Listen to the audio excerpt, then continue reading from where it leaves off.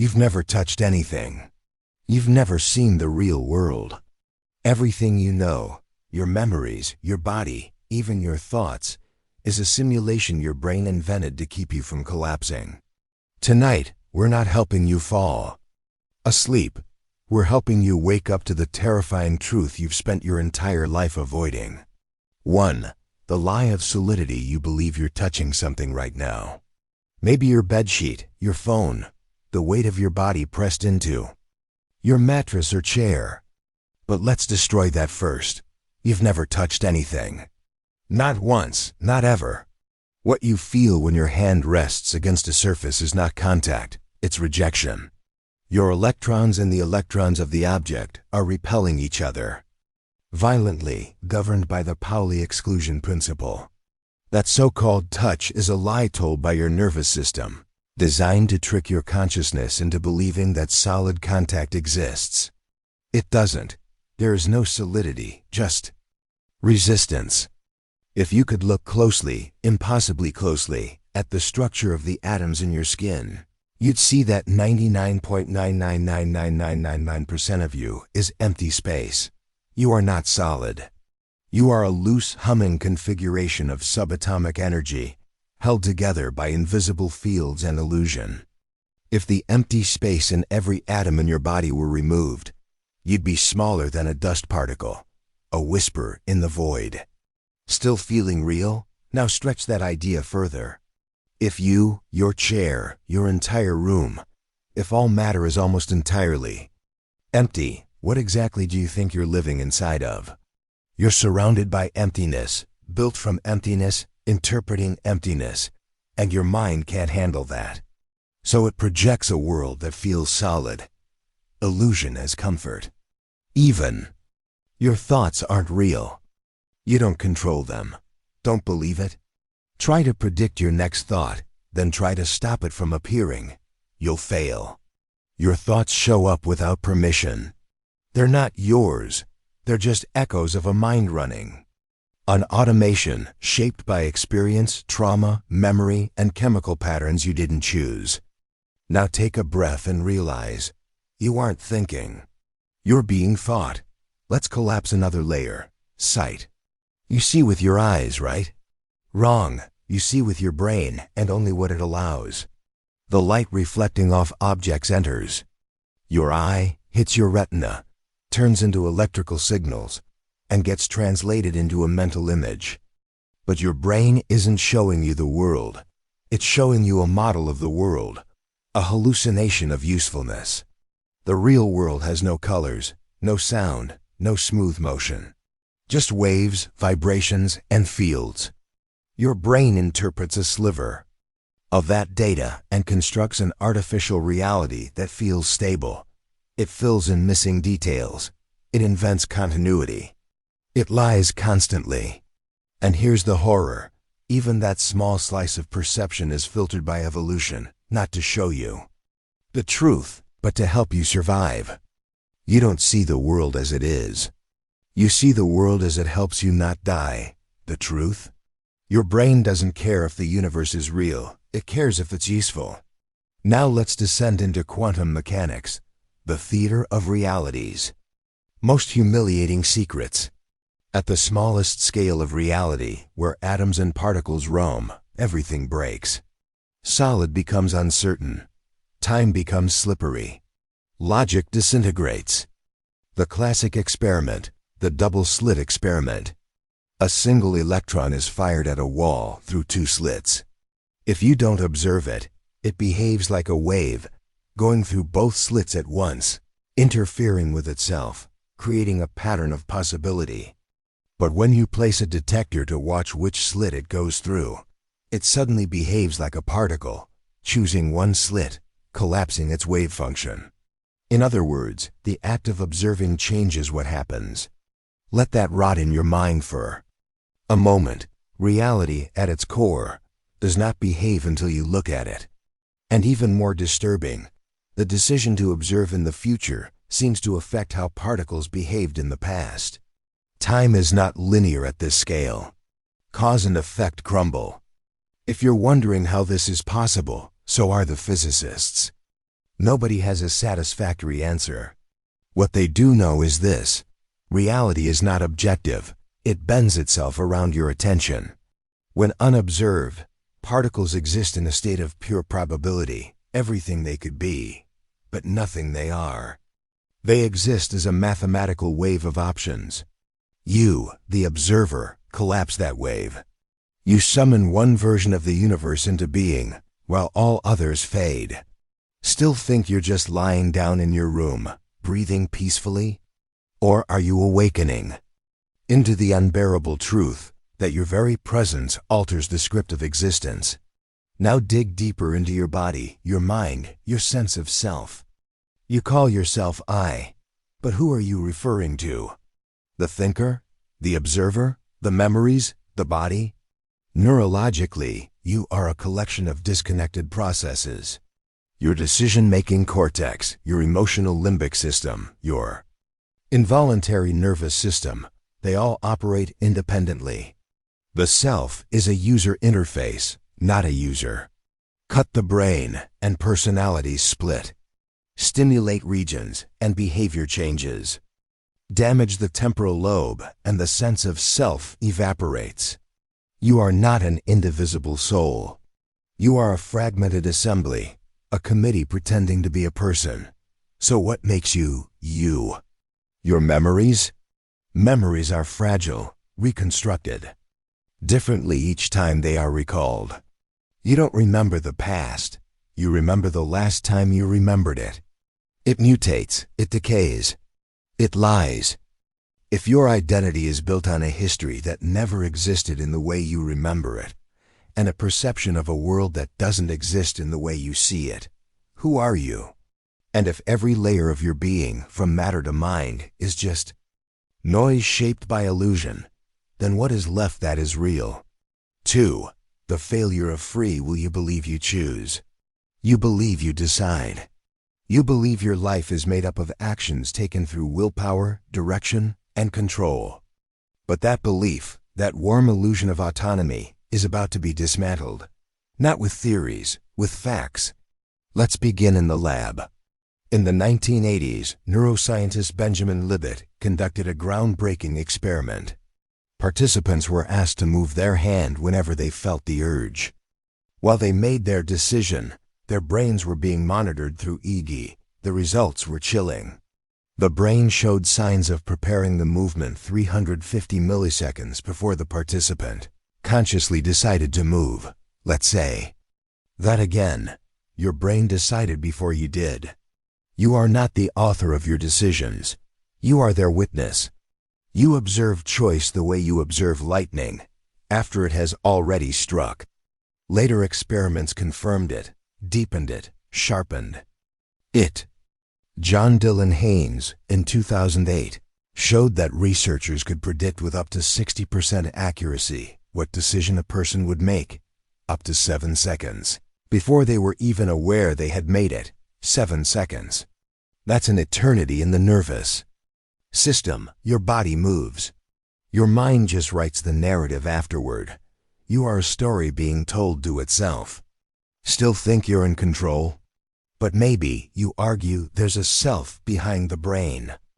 A soul, a spirit, something unmeasurable, a ghost in the machine. Then why can a magnet move your hand? Why can a tumor change your morality? Why can a stroke erase your love? If your free will is real, why can a pill rewrite it? Serotonin levels shift, and the world becomes unbearable. Dopamine floods, and life becomes thrilling. What you call you is a chemical tide rising and falling.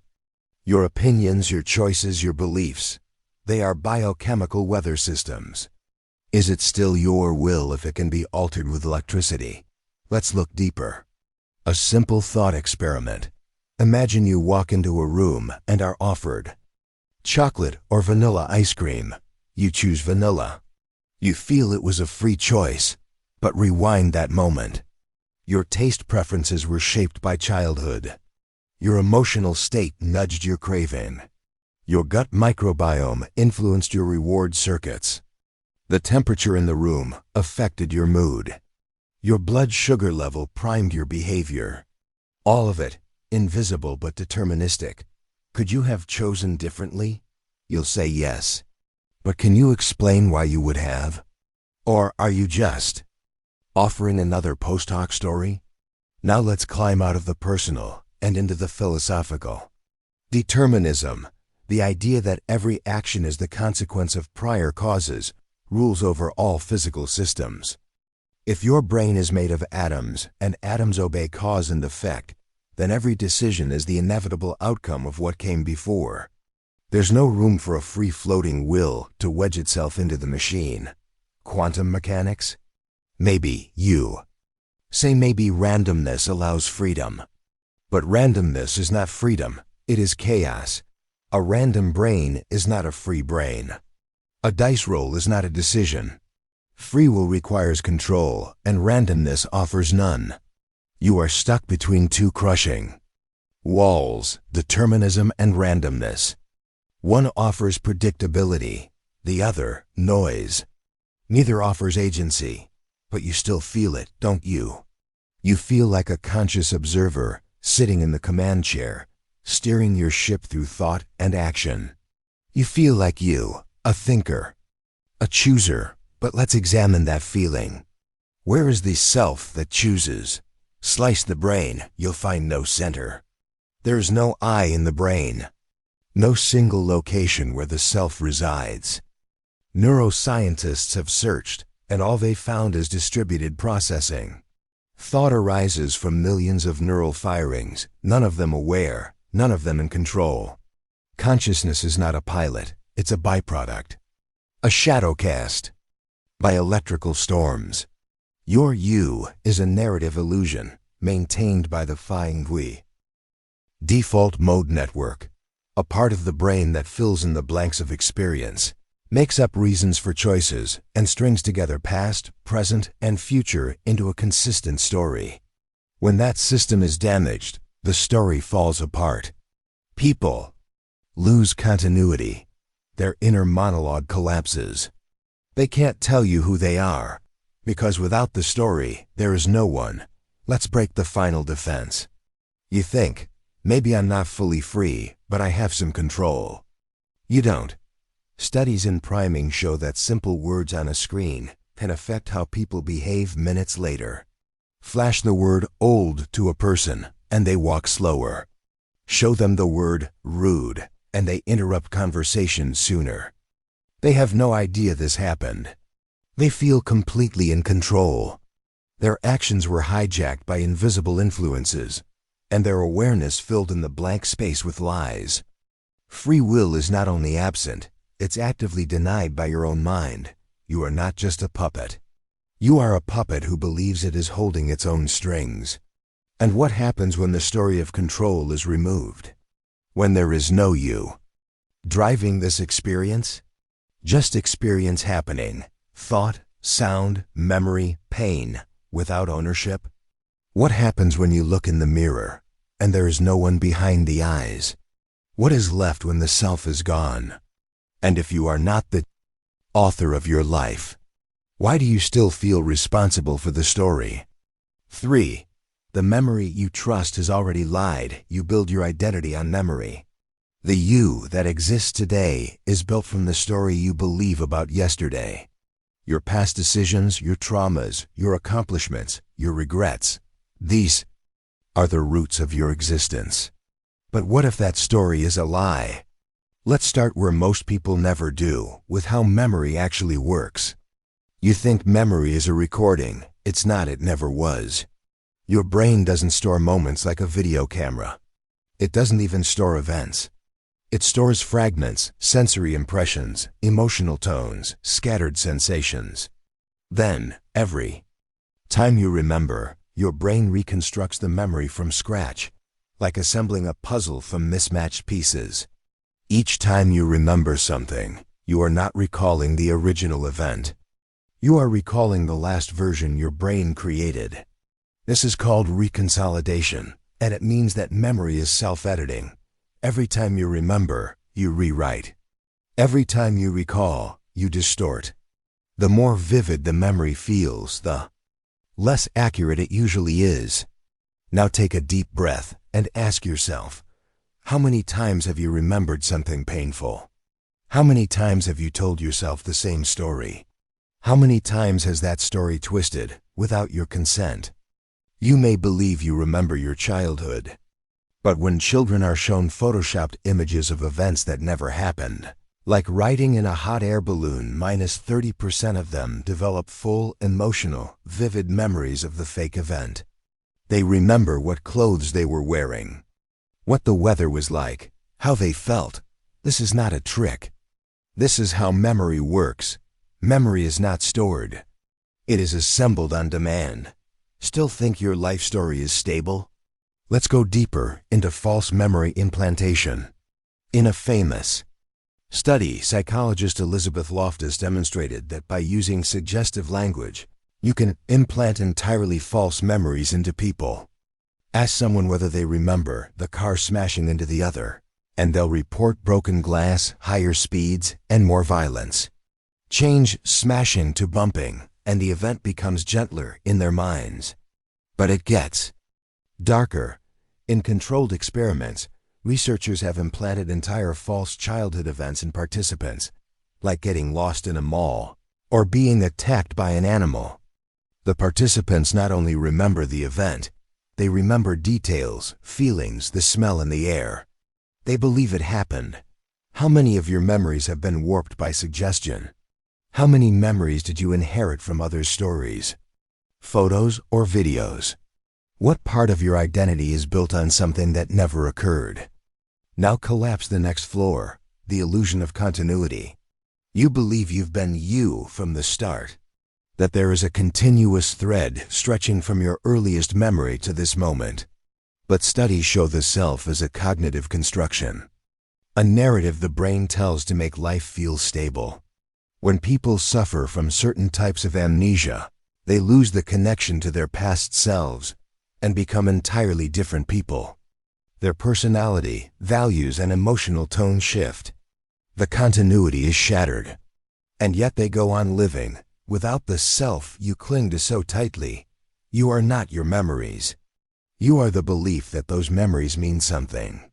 But meaning is slippery. Memories are emotionally weighted. The same event can be recalled as a moment of strength or a moment of shame, depending on your current mental state. That means the past is not fixed. It bends under the influence of the present.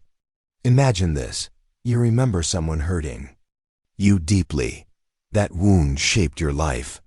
But one day, you learned that event never happened the way you believed. Or it didn't happen at all.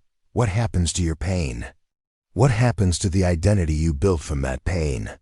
Is the damage still real? Or worse, what if the damage was real, but your memory protected you by hiding the real cause? You think trauma is remembered clearly. That's another lie. Traumatic memory is often fragmented, non-linear, and distorted. People forget, they suppress, they rearrange. The brain, in its attempt to survive, does not store trauma with clarity. It buries it under layers of misinformation, which means the memories that define you, your worst moments, your turning points, your origin story, may be the least trustworthy things about you. Now look into the mirror of history. Everything you know about your culture, your country, your civilization, it came from collective memory. From books, teachers, media, monuments. And those memories are curated, rewritten, sanitized. Winners write history. Losers become myths. Events like the Holocaust, the colonial genocides, the mass sterilizations, and political purges, all of them have been denied, minimized, or twisted in countless textbooks across generations. Nations sculpt memory to preserve national identity.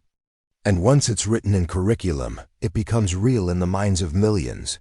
So if history is edited, and personal memory is reconstructed, and trauma is hidden, and suggestion can implant false memories, then what version of yourself are you living inside?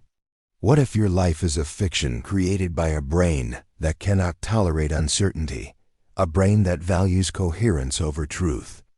And if your memory can't be trusted, what part of your story can? 4. Time is not what you think it is. You believe in time. You feel it flowing, one second after another, one breath after the last, one day after the next. Past becomes present. Present becomes future. Linear, predictable, relentless. But that's a myth, a comforting hallucination. A desperate illusion clinging to a reality that never agreed to flow in one direction. Let's unravel that. Start with your most basic assumption, that the present is real, the past is gone, and the future hasn't happened yet. Physics disagrees. The theory of relativity, introduced by Albert Einstein, tore that belief apart more than a century ago, and we've never psychologically recovered. Relativity tells us this. Time is not absolute. It changes depending on how fast you're moving and how close you are to gravity. A clock on a speeding spaceship ticks slower than one on Earth. A clock closer to a black hole ticks even slower. The faster you move, the slower you age, literally. This isn't science fiction. This is tested, measured, and proven. Time dilation isn't theoretical, it's reality. GPS satellites account for it constantly. If they didn't, your phone's location would drift kilometers off course every day. But let's go deeper. If time flows differently for different observers, then there is no single, universal now, no shared present, no moment we all exist inside of together. What feels like the now to you is not the same now for someone moving fast enough, which means there is no global present moment. Let that fracture your sense of continuity. Now go darker. According to the block universe theory, a model of spacetime in physics, the past, present, and future all exist simultaneously. Every moment of your life, your birth, your death, this very second, already exists, fixed inside a four-dimensional block of spacetime. You don't move through time. You're embedded in it. You are a static creature, experiencing one slice of a pre-existing whole. Your future has already happened. You're just not aware of it yet. Still feel like time flows? Then consider this. If you are standing still on Earth, and someone else is accelerating near light speed in space, their present could include your future. They could observe events you haven't experienced yet, events you believe haven't happened, but they have. Just not for you, not in your frame of reference. The implications are devastating. If the future already exists, if it's already written in spacetime, then free will dies again. Not just because choices are predictable, but because they have already been made. You are not moving through time making decisions. You are reenacting decisions already frozen in the fourth dimension. Now shift from physics to neuroscience. Time is not only distorted outside you, it's constructed inside you. Your brain doesn't experience time objectively. It stitches together moments into a fluid experience using guesswork. It filters, edits, and fills in gaps, just like memory, just like perception, just like everything else. Ever watched a movie in slow motion during a crisis? That's your brain overclocking under threat, absorbing more information per second. The event didn't actually slow down. You just remembered more of it. So your memory plays it back slower. Time doesn't change. Your perception of it does. What about boredom? Time drags. Joy? It flies. Trauma? Time collapses. Repetition? Time disappears. The same 60 minutes can feel like a prison or a blink, depending on nothing but emotion. And yet, you keep treating time as a law, a structure. A reality, it's not. It's an interpretation, one that breaks down in your dreams, in trauma, in illness, in death. Ever been under anesthesia? 1 second you're conscious, then you wake up and hours are gone. No dream, no sense of time. Just oblivion. Time is meaningless without memory, and memory is fragile. What then is the present moment? Cognitive scientists estimate your awareness of the now lasts around 3 seconds. That's it.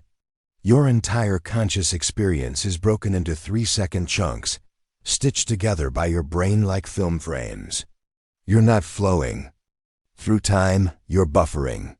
And yet we build everything on the illusion of flow. Calendars, deadlines, regrets, plans, aging, death. But time doesn't flow, you do. Your brain simulates forward motion through a still landscape. You're a mind walking through a frozen maze, looking at one wall at a time, believing it moves. Now let's collapse the final illusion.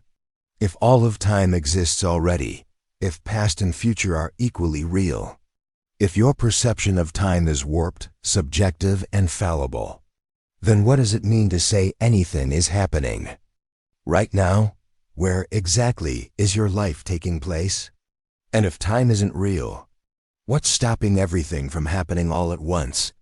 5. The simulation of sight. You open your eyes and believe you're seeing the world.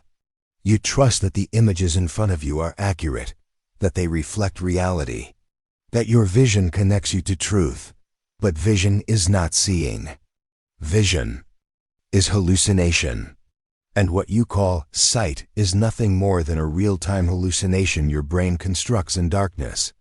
You are not seeing the world. You are seeing a model. Let's start with how vision works and how it doesn't. Light enters your eye. It strikes the retina. The retina is made up of photoreceptors, rods and cones, which convert that light into electrical signals. But here's the thing. Your retina doesn't see. It translates. Then those signals are sent to the visual cortex at the back of your brain, where the image you believe you're seeing is constructed. Not captured. Not reflected.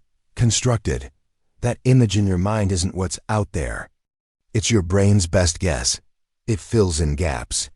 It makes assumptions. It invents colors, depth, continuity, motion. The world you see is rendered like a video game, not observed like a camera. Now let's make that clear. You are blind. In the center of each eye. That's the blind spot, where the optic nerve connects to the retina. You have no photoreceptors there. There's a hole in your vision. Do you see it? No, because your brain fills it in with whatever it assumes should be there. Your brain edits your reality without asking. Now go deeper. Your eyes do not see continuously. You perform saccades, rapid eye movements several times per second. During those moments, your brain suppresses visual input so you don't perceive the blur. You are literally blind for milliseconds at a time, but you don't notice. Your brain stitches the world together to feel smooth. It is not capturing reality, it is simulating it. Even colors are a lie. Color doesn't exist in the external world. It's not an objective property. It's a mental sensation generated in response to wavelengths of light. The world is not red or blue or green. The world is waves. Your brain interprets those waves into feelings, colors, for survival. Some animals see ultraviolet. Others see polarized light. You don't. So what is real? The bee's ultraviolet flower? The shrimp's polarized ocean? Your red rose? None of them, all of them. Because reality depends on the interpreter. So let's ask, if every species sees a different world, what is the world, really? Now collapse the floor beneath your assumptions. In visual illusions, your brain sees movement where none exists, shapes that aren't there, lines that bend, but are straight, rooms that stretch or shrink. You don't control these illusions. You can't stop them. They override your logic because your brain prioritizes belief in the model over reality. Even now, as you read this, your peripheral vision is blurry, indistinct. But your brain fakes it because acknowledging the blur would shatter the illusion of completeness. And when your eyes are closed or lost, the visual cortex doesn't shut down. It continues to simulate through dreams, imagination, hallucinations. Because it was never receiving reality, it was always generating experience. That's the horrifying truth. You've never seen the world. You've only seen your brain's interpretation of it. And what about faces? Your brain contains dedicated neural machinery for face detection. It's so desperate to see faces that it sees them where they don't exist. In clouds, on toast, in tree bark, in rock formations. This phenomenon is called pareidolia. It's not optional. It's automatic. Because the brain expects faces, and so it creates them. Still trust what you see? Let's go even darker, to visual neglect and blindsight. In people with certain types of brain damage, an entire half of the visual world disappears, not because the eye is damaged, but because the brain no longer renders that side of reality. The person can't see it, and worse, they don't know they can't see it. They walk into objects. They eat food from only one side of the plate, but they believe their world is whole. This is called hemispatial neglect. It proves this: if the brain doesn't render it, it does not exist, even if it's there. Or consider blindsight, where people who are clinically blind can still respond to visual stimuli they cannot consciously see. Their eyes work, their brain processes the information, but their conscious awareness of seeing is gone. They act as if they see, but they don't experience sight. What does that tell you? That sight is not light hitting your eyes. Sight is the feeling of seeing. It's a psychological effect, a side effect of deeper processes. Now here's the final collapse. Imagine putting on a VR headset so perfect you forget it's on. You see hands, walls, a sky, a self. But it's all rendered, all coded, all illusion. You take it off and realize the world was fake. Now imagine you can't take it off because the headset is your brain. You've never seen the world. You've only seen a controlled hallucination inside a locked skull. And if your entire visual reality is fabricated, what then is real? And how would you ever know if the simulation broke? 6. Your sense of self is an algorithm. You say, I, you say me. You say this is who I am, but who or what is saying it? You believe there is a you behind your eyes, a central thinker, a witness. But neuroscience has looked, and psychology has probed, and philosophy has questioned for centuries, and no one has found it. There is no you. There's only a story told by the brain to itself about itself. Let's dissect that story. Your sense of self feels unified. It feels solid. It feels like a single continuous entity experiencing the world moment by moment. But this sense of unity is a post-production effect, like the soundtrack of a film added after editing. The brain takes billions of scattered inputs from the body, from memory, from language, and synthesizes them into something that feels like a single I. This is known in neuroscience as the narrative self, and it is maintained primarily by a network called the default mode network, DMN. The DMN is active when you're not focused on the outside world, when you're daydreaming, reflecting, planning, remembering. It is where your self lives. But when the DMN is disrupted through trauma, brain injury, or even meditation, the self dissolves. Patients report no longer feeling like a person, no longer being someone, just awareness, detached, silent, blank. The self is not a core. It is a process, like a computer running an identity app. Shut the app down, and the self disappears. The hardware remains, but the person you thought you were? Gone. Let's test the illusion. Where in your body are you? Are you in your brain? Then why do you say, my brain? Who is the owner? Are you in your thoughts? Then where are you? When they stop, are you in your memories? We've already shown their distortions. Are you your feelings? But they change moment to moment. So does you change every time your mood shifts? There is no stable self, just a bundle of processes. Thoughts, sensations, emotions, interpretations, loosely tied together by language and memory. This idea isn't new. In the 18th century, philosopher David Hume wrote, "I never can catch myself at any time without a perception, and never can observe anything but the perception." In simpler terms, look for the self and you'll only find experiences. This is known as the bundle theory of the self, and it has never been refuted. Just ignored, because its implications are unbearable. Without a stable self, who suffers, who loves, who chooses? But let's go even deeper, into split-brain patients.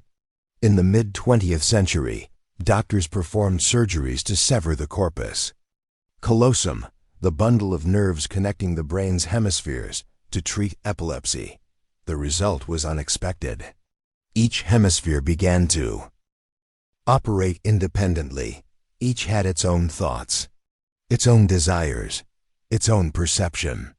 In one case, the patient's left hand, controlled by the right brain, would try to undo the actions of the right hand, controlled by the left brain. One hand would button the shirt, the other would unbutton it. One hand would reach for a cigarette, the other would slap it away. Two wills in one body. Even more disturbing, each hemisphere had its own preferences. When asked questions, each side gave different answers. In any experiment, the right brain was shown a snow scene and the left brain was shown a chicken foot. When asked to point to a related image, each hand picked a different picture.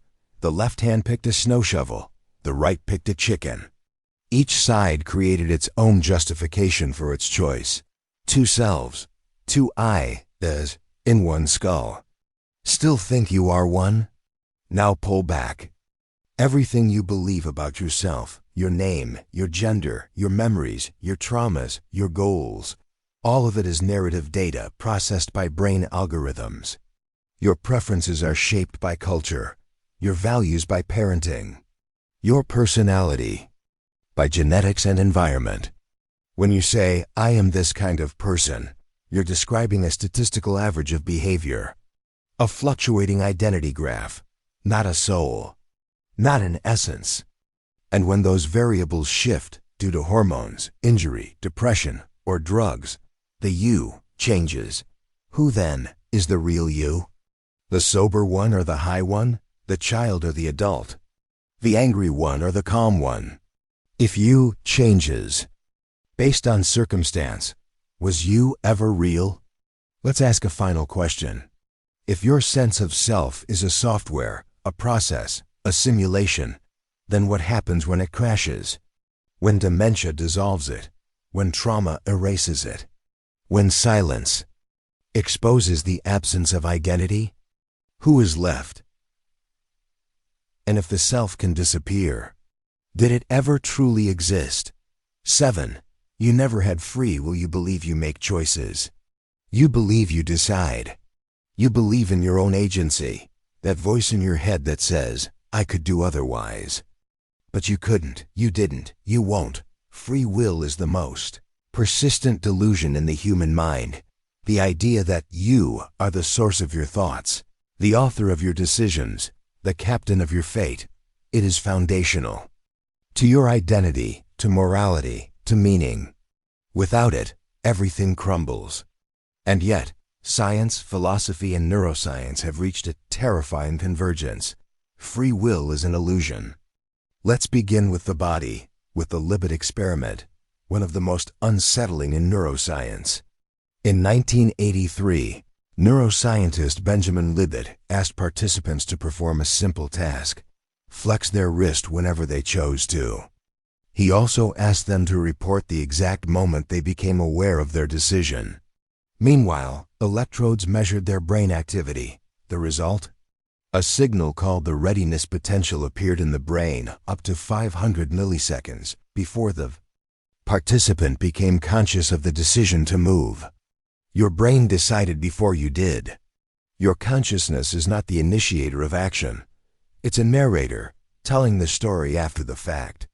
Now go deeper. More recent experiments have pushed This delay even further. In some studies, researchers could predict a person's decision up to 7 seconds before they became aware of it, just by watching brain activity patterns. Imagine that.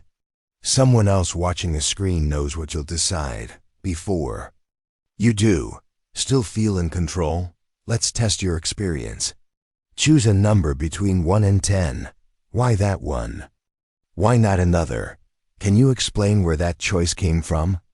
Or did it just appear in your mind, unbidden, unchosen, arising from a void you do not control? Every thought you have, every desire you feel, every word you say, emerges before you are aware of it. You are not the source of your thoughts. You are the stage on which they appear. Let's go darker, into causality. Everything that happens in the universe is caused by prior states. Every atom moves because of a previous event. This includes your brain, a physical system governed by physical laws. If your thoughts emerge from your brain, and your brain is a machine obeying cause and effect, then your thoughts are determined by physics, chemistry, biology, not choice. Even quantum randomness doesn't save you. If your choices are determined, you are not free. If they are random, you are not responsible. So where exactly is freedom? Now step into the psychological layer. You don't control your genetics. You didn't choose your parents, your childhood, your trauma, your socioeconomic status. You didn't choose your first language or the fears that shaped your brain or the education that filled it with ideas. You are a machine trained by forces beyond your control. And that machine believes it is free. That belief is a feature, not of freedom, but of limited introspection. You only see the outputs. You never see the code. Now consider addiction. The addict doesn't want to relapse. But they do, again and again. Where is their freedom? Or the child with ADHD punished for not focusing. Or the victim of abuse, told they should choose to be happy. Or the person with depression, drowning in chemical despair, told to snap out of it. Where is free will in brain chemistry? But let's push even deeper, into moral collapse. You believe in responsibility, that people should be held accountable. But if no one chooses who they are, if everyone is just a puppet of biology and environment, then how can anyone deserve punishment? You punish because you believe in blame. You blame because you believe in choice. But without choice, there's only cause and effect. And what about praise? The billionaire who worked hard, the genius who earned it, the soldier who was brave. They didn't choose. Their drive, their IQ, their courage. These were gifts, installed by genetics and shaped by context. So why do we celebrate them? Because we need to. Because society runs on the fiction of responsibility. Without it, we'd have to admit, the world is not just. Goodness is an accident. Evil is a malfunction. And you are not what you think you are. Even the thought, I don't believe this. Where did that thought come from? You didn't choose to think it. It arose, you observed. That's all. So if your choices are predetermined, if your preferences are programmed, if your awareness is delayed, then what exactly are you? And if free will is dead, why does the illusion feel so necessary to survive? 8. Memory is a lie. You tell yourself you remember. You remember being a child. You remember your first heartbreak. You remember your name, your face in the mirror, your story. But those memories, the ones you think define you, are not recordings. They are reconstructions. Every time you recall them, you rewrite them. And the more you trust them, the more they betray you. Memory is not a hard drive. It is a sketchbook drawn with a shaking hand, in a dark room, on paper that disintegrates with touch. Let's begin with the science. When you remember something, your brain reactivates the neural pathways involved in the original experience. But here's the horror. During reconsolidation, the memory becomes unstable, vulnerable to distortion. Every time you recall it, you alter it. You remember your memory, not the event. You remember a copy of a copy of a copy, degraded by time, bias, emotion, and suggestion. Now enter the work of Elizabeth Loftus, the psychologist who shattered the legal system's faith in eyewitness testimony. In one study, she showed participants a video of a car crash. Some were asked, how fast were the cars going when they hit each other? Others were asked, how fast were the cars going when they smashed into each other? The word smashed caused participants to remember the crash as more violent. They even falsely recalled broken glass, which never existed. Language rewrote the past. Still trust your memories? Now consider the Mandela effect, the phenomenon where large groups of people misremember the same detail. Is it Berenstain Bears or Berenstein Bears? Did the Monopoly man wear a monocle? He didn't. Did Nelson Mandela die in prison in the 1980s? He didn't. Millions insist they remember differently. Some blame alternate realities. But psychology offers a simpler answer. Memory is social, malleable, and false. Even your most cherished memories are subject to contamination. Ever had a dream so vivid it felt real? Years later, can you tell whether it was a dream or a memory? Ever seen a photo of yourself as a child, and now you remember the day, even though the memory came after the image? Visual cues, smells, sounds, they trigger emotional reconstructions. They don't retrieve a recording, they simulate a story. Now go darker. Your brain deletes most of your life. You don't. Remember what you ate 3 Tuesdays ago. You don't remember the face of the stranger you passed on the stairs, or the way your shirt felt on your skin in 2007. Your brain filters billions of sensory moments. It keeps a few, distorted, dramatized, edited for coherence, and builds your identity from them. You are not your memories. You are the editor of an unreliable autobiography. Let's collapse it even further. In cases of false memory implantation, people have been made to believe they were lost in a mall as a child. They will describe the experience, the panic, the strangers, the location in vivid detail. But it never happened. All it took was suggestion. Repetition, a few nudges. Your memory fills in the blanks automatically, because the brain wants a story more than it wants truth. And when you do remember something accurately, ask yourself, what does accuracy even mean? The color of the walls, the time of day, the temperature in the room, the words spoken, the tone, the context. All of these are filtered, coded, simplified, forgotten, and even if some fragments are correct, they are embedded in a sea of illusion. Still feel certain? Let's make it personal. Imagine a moment of trauma.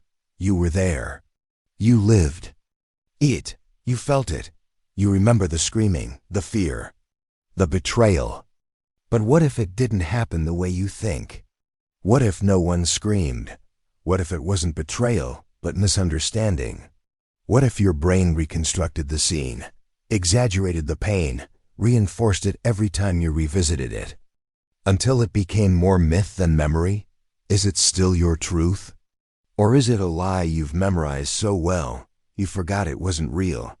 Now pull back. If memory is fiction, and identity is built from memory, then who exactly are you? You're not the sum of your actions. You're the sum of the memories of those actions, and those memories are false. And if you don't even remember your own life correctly, how do you know it ever happened at all? 9. Time doesn't exist the way you think it does. You live by time. You chase it, fear it, measure it. You are aging, moment by moment. You believe there is a past, a present, and a future. But physics doesn't see it that way, and neither does your brain. Time, as you experience it, is an illusion. Let's begin with Einstein. In 1905, Albert Einstein shattered the foundation of classical physics with the special theory of relativity. Among its many unsettling conclusions was this: there's no universal now. Time passes differently depending on your velocity and gravitational field. If two people are moving at different speeds or located in different gravitational potentials, they will experience time at different rates. 1 second for you is not 1 second for someone else. Even your heartbeat and breath move out of sync. With others, there is no shared now. That means the present moment you believe is so real, it's not real, it's relative. Now go deeper to the block universe theory. Many physicists believe that the past, present, and future all exist simultaneously. In this view, the universe is like a frozen 4D block, with time as a dimension of space. Every moment, your birth, your death, this sentence, is equally real, sitting somewhere in the structure. Time doesn't flow. It just is. You're not moving through time. Your consciousness is sliding along a fixed structure, like a flashlight sweeping across a film reel. You think you're in the present because that's where your brain is focused, but all other moments still exist. Just not to you. Still think you're living in real time? Let's move into the brain. Your perception of time is an illusion, created by memory and anticipation. Without memory, there is no past. Without anticipation, there is no future. Only an endless now. That's the experience of some dementia patients, or certain meditative states, or deep trauma. In those states, time disintegrates. Even in daily life, time is elastic. A boring lecture feels eternal. A near-death experience compresses a lifetime into seconds. A joyful day vanishes in a blink. Your brain doesn't measure time. It guesses. It based on change, novelty, emotion. When nothing changes, time disappears. And when everything changes, it stretches. There's no clock inside you, only impressions. Now consider this. In dreams, entire days unfold in seconds. You don't question their time structure until you wake up. So how do you know this isn't a dream? Now go darker. In physics, the fundamental laws, gravity, electromagnetism, quantum mechanics, are time-symmetric. They don't care about direction. They work the same whether time moves forward or backward. So why does time feel like it flows? Because of entropy, the second law of thermodynamics. Entropy is disorder, and it only increases. A glass shatters, not the other way around. Smoke rises, not falls. You grow old, not young. But these are statistical tendencies, not fundamental laws. The arrow of time is not written into the universe. It is a byproduct of probability. So the flow of time, not real. Only your limited perspective makes it feel one-directional. Now break your final illusion. You believe you're aging. That time is moving forward. That your story is unfolding.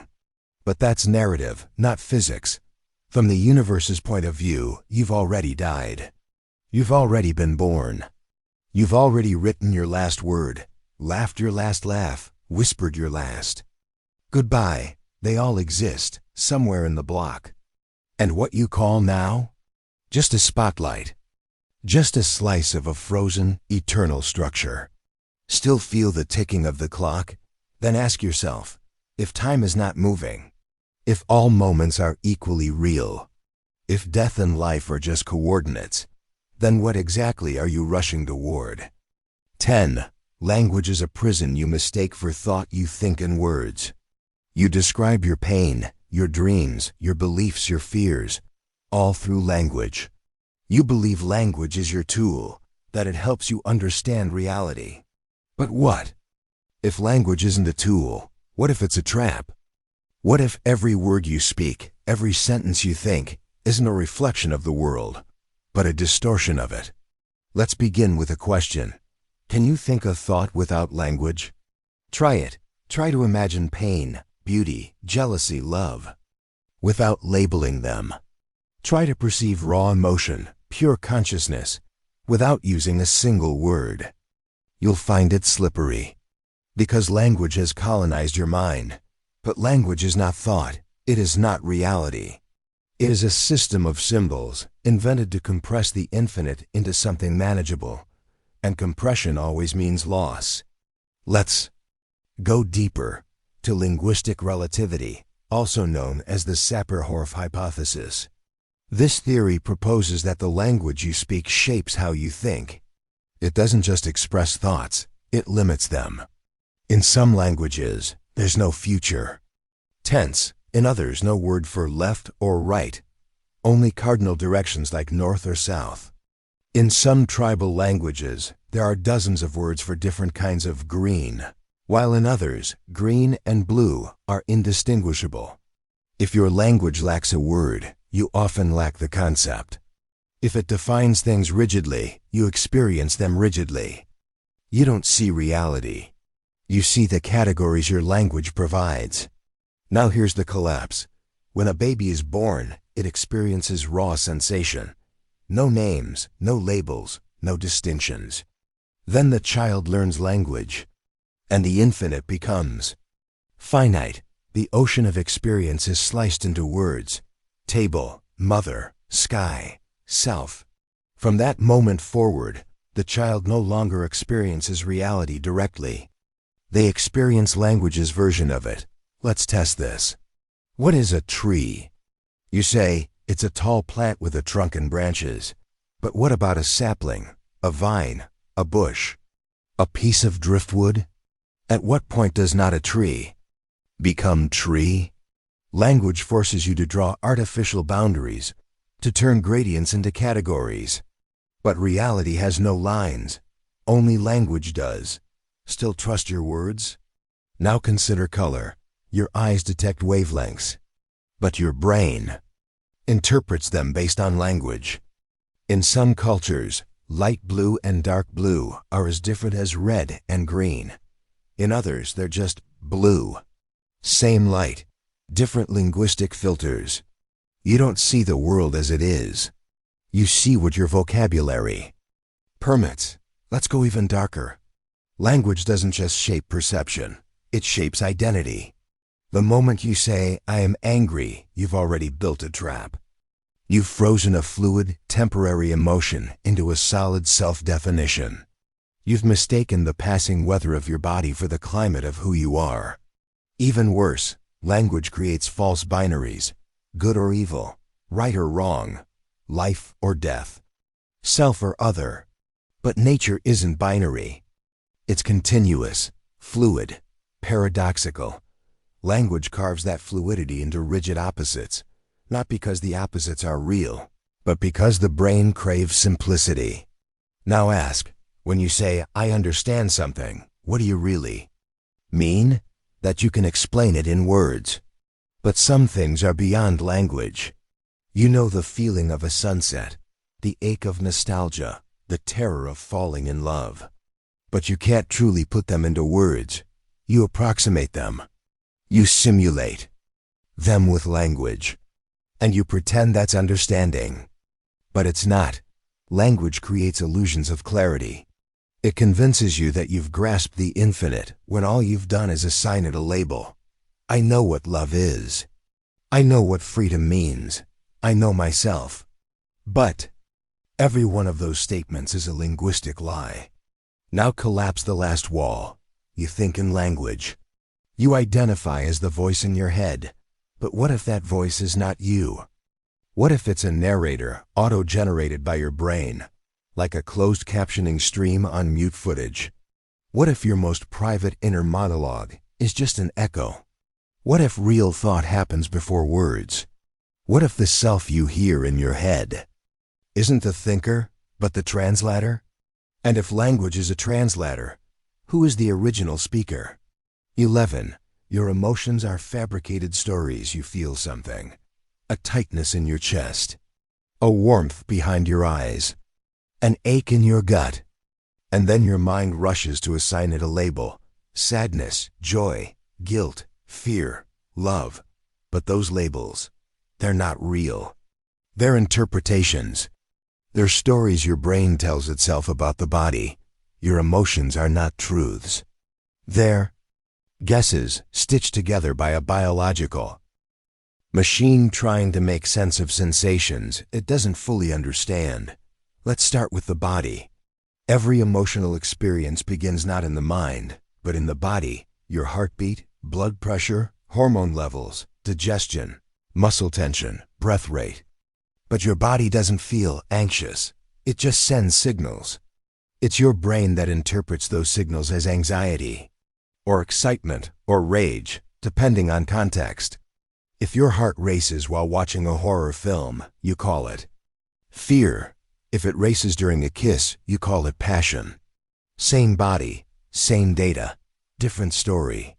This is known as the theory of constructed emotion, pioneered by neuroscientist Lisa Feldman Barrett. It shatters the classical view that emotions are hardwired programs, universal, automatic reactions. Instead, emotions are constructed in real time. They are simulations, predictions, conceptual blends of bodily sensation, memory, and culture.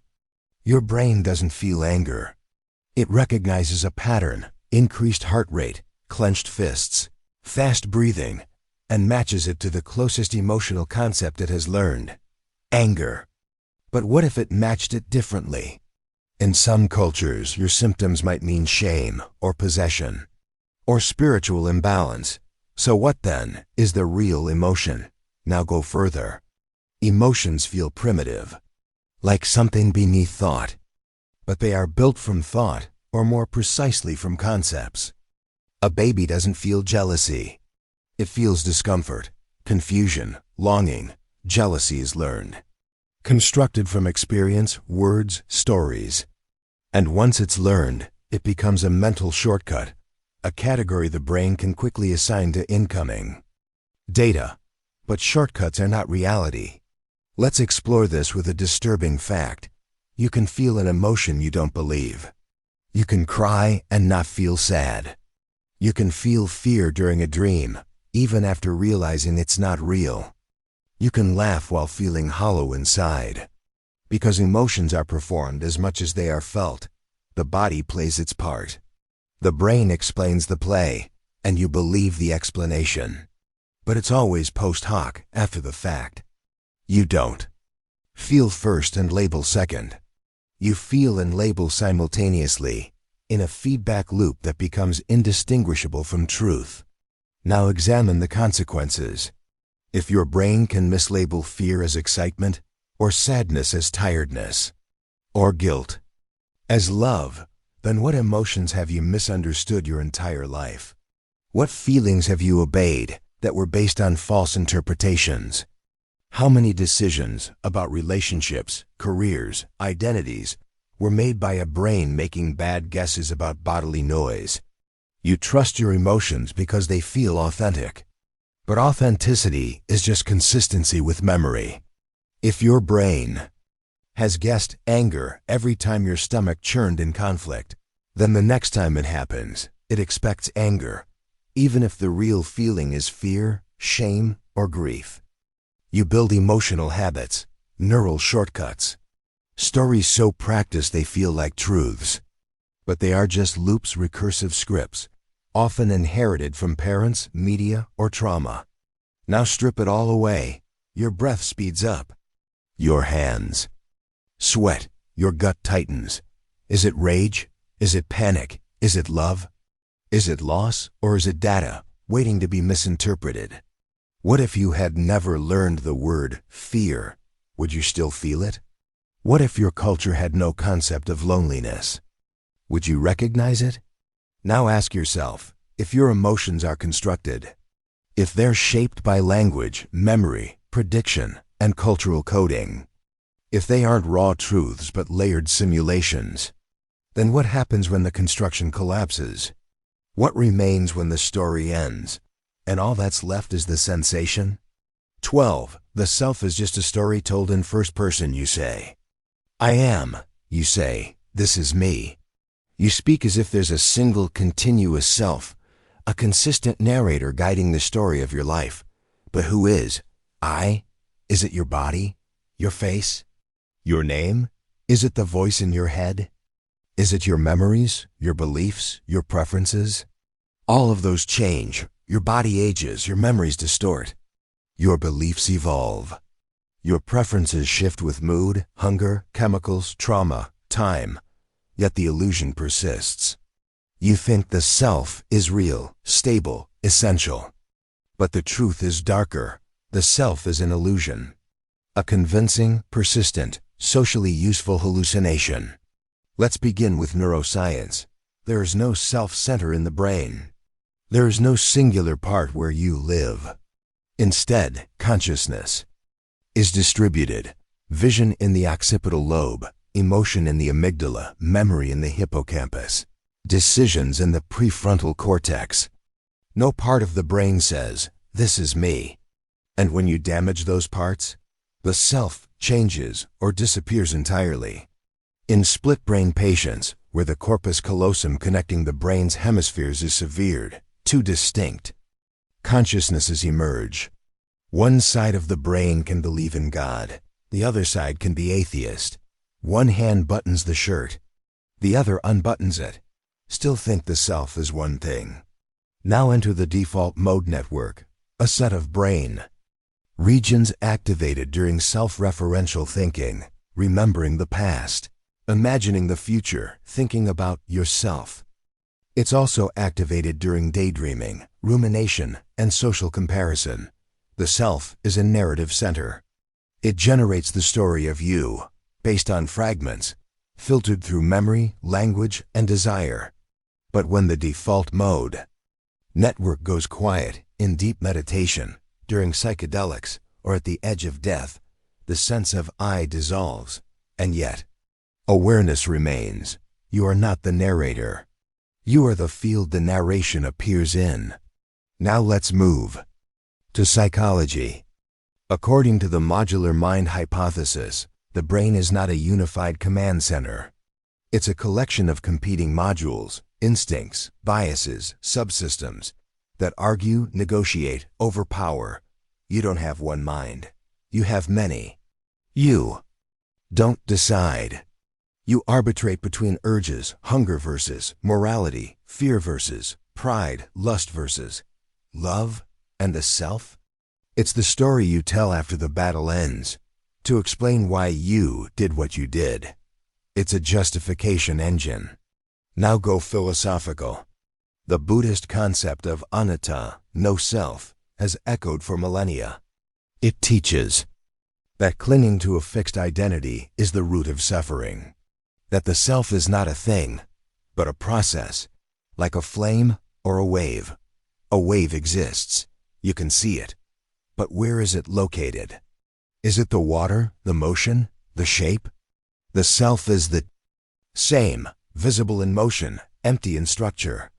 You believe there's a consistent you that lived through childhood, adolescence, and adulthood. But how much of that person remains? Your cells have been replaced. Your thoughts are different. Your dreams have faded.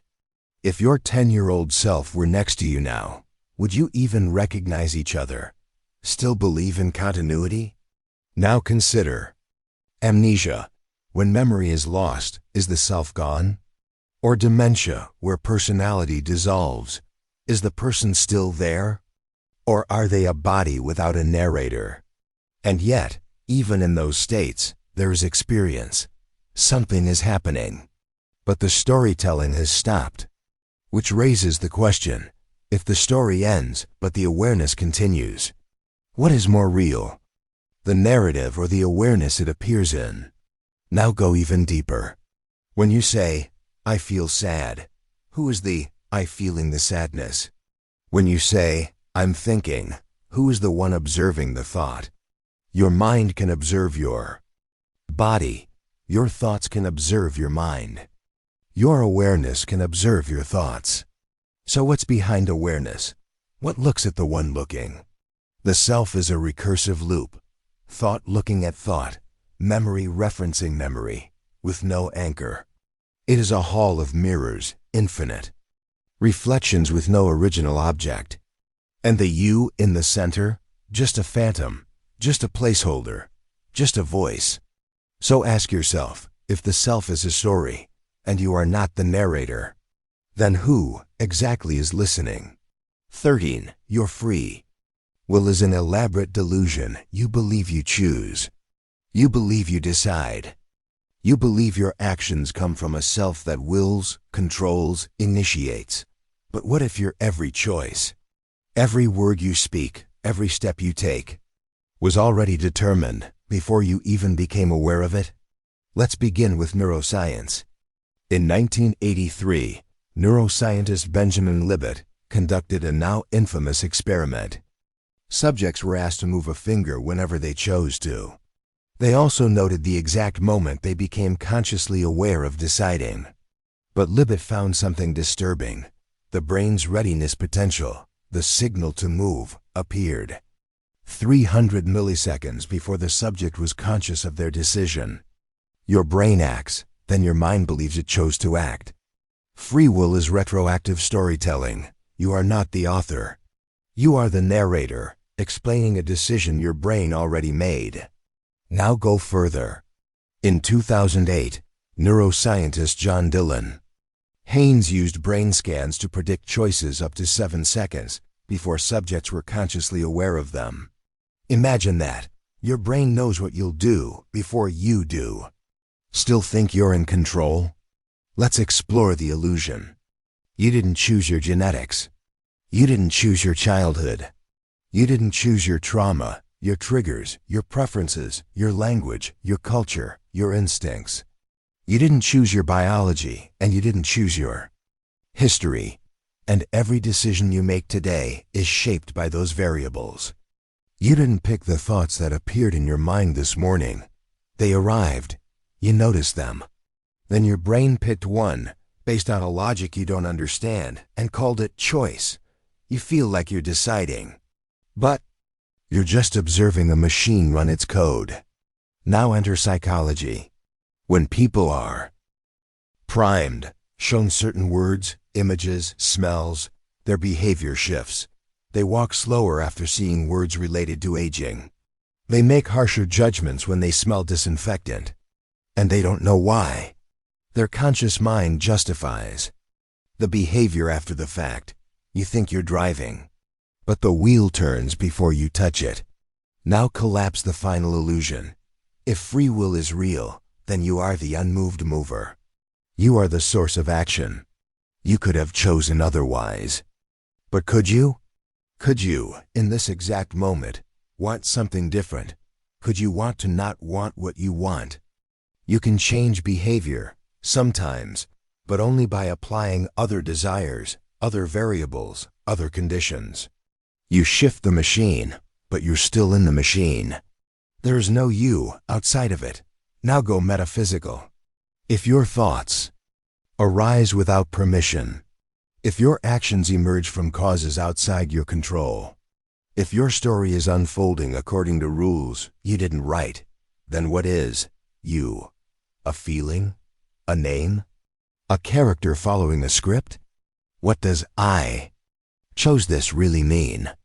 If the chooser is just a product of everything they didn't choose, you can feel responsible. You can feel regret. But even those feelings are outputs. Your guilt, your pride, your resolutions, all manufactured by a machine pretending to be sovereign. You don't command the machine. You are the machine, experiencing itself, pretending it's free.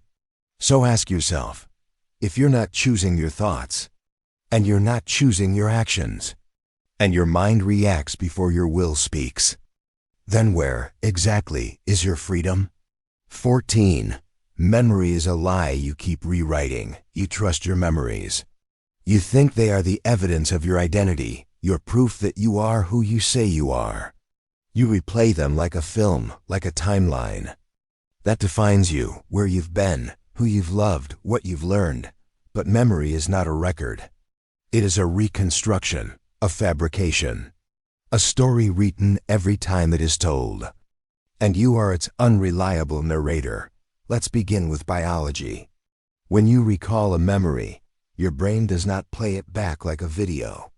Instead, it rebuilds it, piece by piece, using scattered fragments stored across different brain regions: smell, sound, emotion, visual data, language. The act of remembering is not retrieval, it is reconstruction. And each time you recall a memory, it becomes vulnerable, subject to distortion, addition, subtraction. This is called reconsolidation. It means every time you remember something, you are not reliving it, you are rewriting it. Now enter psychology. In the 1970s, Elizabeth Loftus revealed the terrifying fragility of memory. In one experiment, participants were shown videos of a car crash. Some were asked, how fast were the cars going when they hit? Others heard, how fast were the cars going when they smashed? That one word, smashed, caused people to remember higher speeds, shattered glass, which didn't exist, and more violence. One word rewrote their memory. In later studies, people were convinced they'd been lost in a mall as a child. An event that never happened, simply by suggestion, repetition, and emotional framing. They remembered entire scenes that never occurred, with emotion, with detail, with certainty. Still trust your memories? Now go deeper. Your brain doesn't store a perfect archive. It stores meaning, not facts. It records what it thinks is important. And what it thinks is important depends on your biases, your fears, your current emotions. If you feel safe today, you might remember a childhood event as silly. If you feel abandoned today, you might remember the same event as traumatic. The past changes based on the present. Memory is not fixed. It is edited by who you are now. Now collapse time entirely. There are people with highly superior autobiographical memory, HSAM. They can recall almost every day of their life with extreme detail. And yet, even their memories are filled with errors, inconsistencies, false positives, emotional contamination. Because the brain is not designed for truth. It's designed for coherence, a clean narrative, a stable self. You remember the version of events that makes sense of your identity. You forget what contradicts it. This is not deception. This is survival. Now go philosophical. If memory is false and identity is built on memory, then your self is built on fabrication. Who are you without your past? If the events you remember are tainted by emotion, bias, and neurological noise, if they change each time you recall them, if they've been contaminated by other people's stories, movies, dreams, suggestions, then what does it mean to say, I remember who I am? If your past is a rewritten novel, and you're the ghostwriter every time you recall it, then what exactly are you clinging to when you say, I know what happened?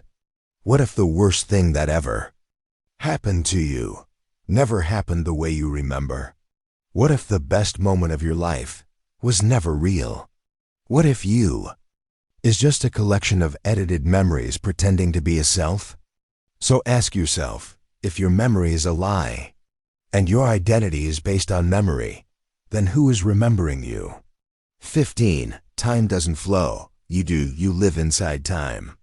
You wake, work, age, decay, all within its current. You imagine it as a river, flowing forward, carrying you from past to present to future. But time isn't flowing. You are. Time does not move. It does not pass. It does not tick. Your experience does. Let's begin with physics. According to Einstein's theory of relativity, time is not a constant. It bends, warps, slows. It is affected by mass and velocity. A clock on a mountaintop ticks faster than one at sea level. A clock on a jet moves slower than one on Earth. Two people traveling at different speeds experience different amounts of time. This is not a theory. This is experimentally verified. And the most devastating implication?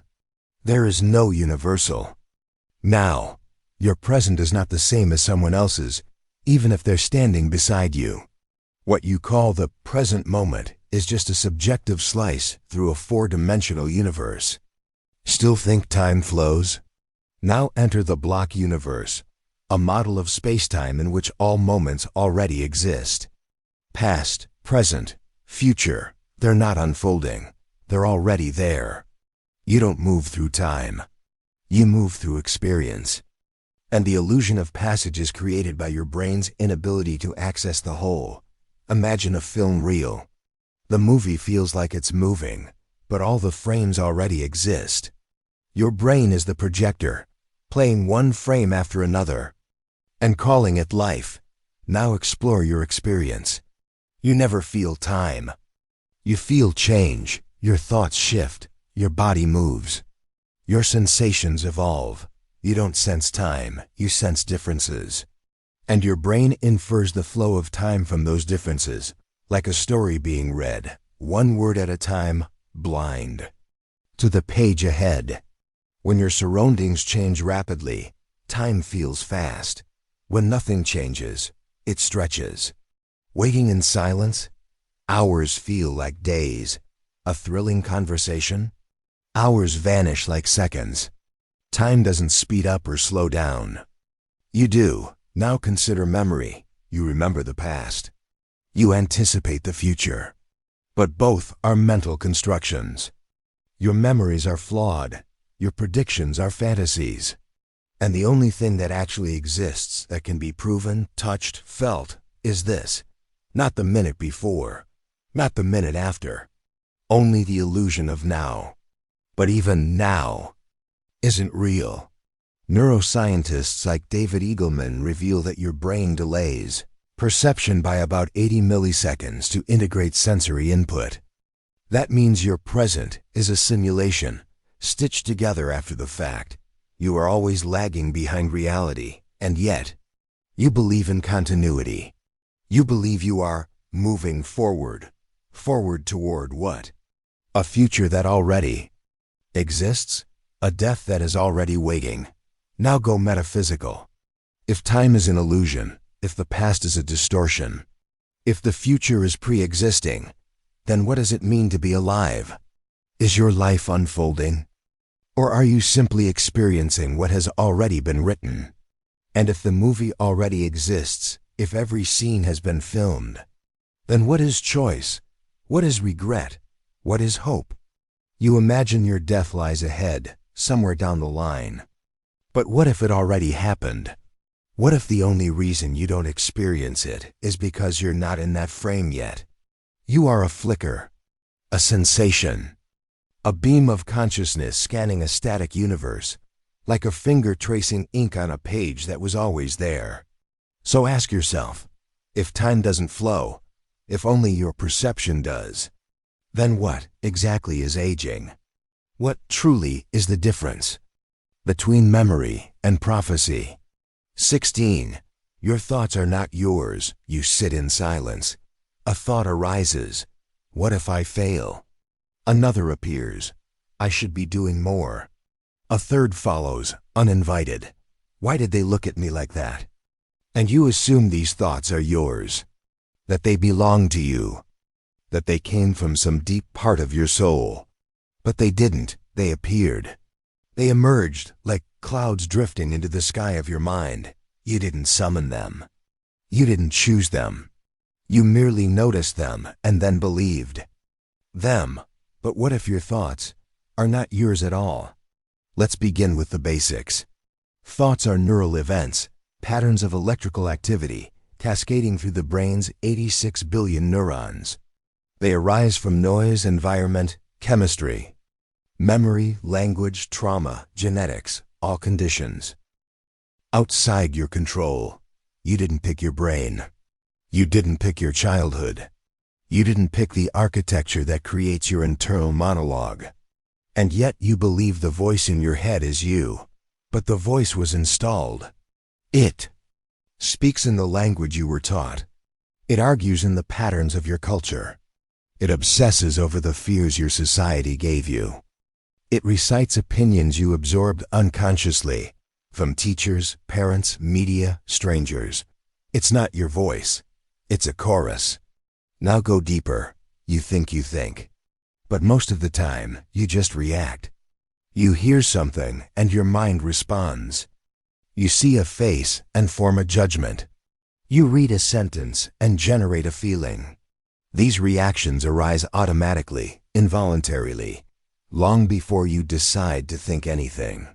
You are not a thinker, you are a receiver. Now enter psychology.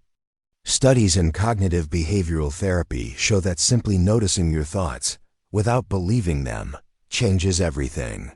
Because thoughts are not commands, they are suggestions. They are guesses, and most of them are wrong. You think, "I'm not good enough," but where did that come from? Was that thought born inside you? Or was it a residue from 1,000 comparisons, insults, unmet expectations? You think, "I want to give up."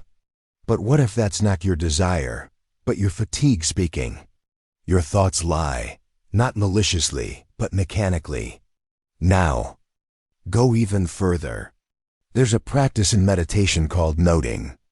You sit, watch the mind, and whenever a thought arises you say, "Thinking." Not, "I am thinking," just thinking. Because in that moment, it becomes clear. You didn't create the thought. You merely observed it. And just like that, the thought passes, like a shadow over water. Your real awareness? It doesn't think. It watches thought happen. And this raises the darkest question of all. If you are not your thoughts, if they arise without permission, if they vanish, without control, if they contradict each other, fight each other, deceive you, and torment you, then what is thinking? Is it creation? Or is it noise? Are you a mind? Or just a witness trapped in a storm of neural weather? What do you do when the thoughts that define you don't even belong to you? So ask yourself, if your thoughts aren't chosen, and they aren't true, and they aren't you, then who or what is thinking you? 17. Language is a prison disguised as thought. You think in words. You explain your emotions in sentences. You describe your desires, memories, fears, all wrapped in language. But what if language is not a tool of freedom, but a cage? What if your thoughts aren't yours, because they've been pre-shaped by the words available to you? What if you can only think what your language allows? Let's begin at the edge of silence. Before you had words, you still felt. As an infant, before you knew pain, you still cried. Before you knew fear, you still trembled. Before you knew love, you still reached. Emotion does not require language. Experience does not require words. But understanding? Understanding has been colonized by speech. Now enter the Sapir-Whorf hypothesis, the idea that language shapes thought. Not just that we express ideas through words, but that our ability to have certain ideas depends on the words we have. Some languages have no word for left or right. They use cardinal directions, north, south, east, west, for everything. And their speakers develop unconscious GPS systems, always aware of where they stand on Earth. Some languages have no future tense. They don't say, "I will go." They say, "I go tomorrow." And their perception of time is compressed, more immediate, less postponed. Some have no separate word for blue, only shades of green. And their people literally see color differently. Their brains trained to distinguish what ours cannot. Still think language is neutral? Now turn inward. When you think, you hear a voice in your head, a narrator formed of learned phrases, common expressions, cultural metaphors. Your internal monologue is not you, it is your education, your programming. It uses words given to you by teachers, parents, media, books, words soaked in bias, assumption, history. Even your self-image is built from language. You say, "I am a failure," but where did failure come from? Is it a feeling or a label, a wound or a word? Language reduces the infinite to the familiar. You feel something vast and squeeze it into a phrase. But what if your words are too small for your feelings? What if your vocabulary is too narrow to hold your pain? Now descend further. There are thoughts you cannot have because you have no words to form them. Ideas beyond the structure of your syntax. Realities your tongue cannot wrap around. truths too wild for grammar. So you live inside a linguistic bubble, a map drawn in ink by people who came before you, defining what is possible to say, and therefore what is possible to imagine. You think you're free, but you're thinking in chains. Now go darker. Language does not just shape your thoughts. It imprisons them. Once something is named, it is tamed. You say depression, and it becomes clinical. You say trauma, and it becomes categorized. You say God, and it becomes a noun. But before the word, it was raw experience, infinite, ambiguous, alive. Language kills ambiguity. It forces clarity. It demands definition. But what if reality isn't definable? What if your deepest truths can't be spoken? What if every word you use is a translation error, a substitution for something much larger that cannot survive being named?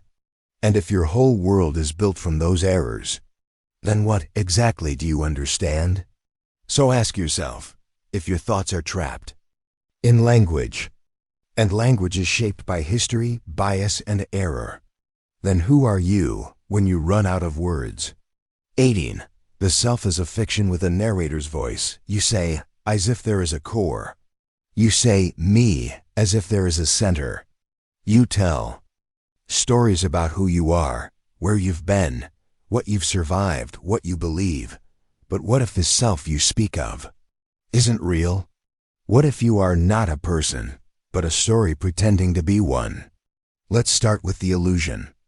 When you look in the mirror, you see a face.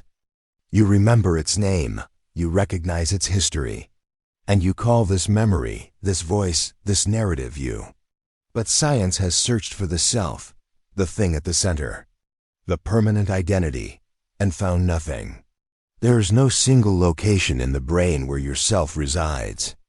There is no stable structure, no singular consciousness, no CEO in your head. Instead, the self is modular, built from pieces, a patchwork of systems, a committee of instincts, feelings, reactions, memories, interpretations. What you call me is not one voice, but many. Now enter neuroscience. In patients with split brain surgery, where the connection between brain hemispheres is severed, two separate consciousnesses emerge. Each hemisphere has its own perceptions, its own desires, its own decisions. One hand buttons the shirt, the other unbuttons it, and yet, the person still believes they are one. Because the left hemisphere, the language center, creates explanations. It fabricates reasons for actions it doesn't understand. It is called the interpreter module, and it never stops justifying. It weaves chaos into narrative. It explains away contradiction. It invents a self out of fragments.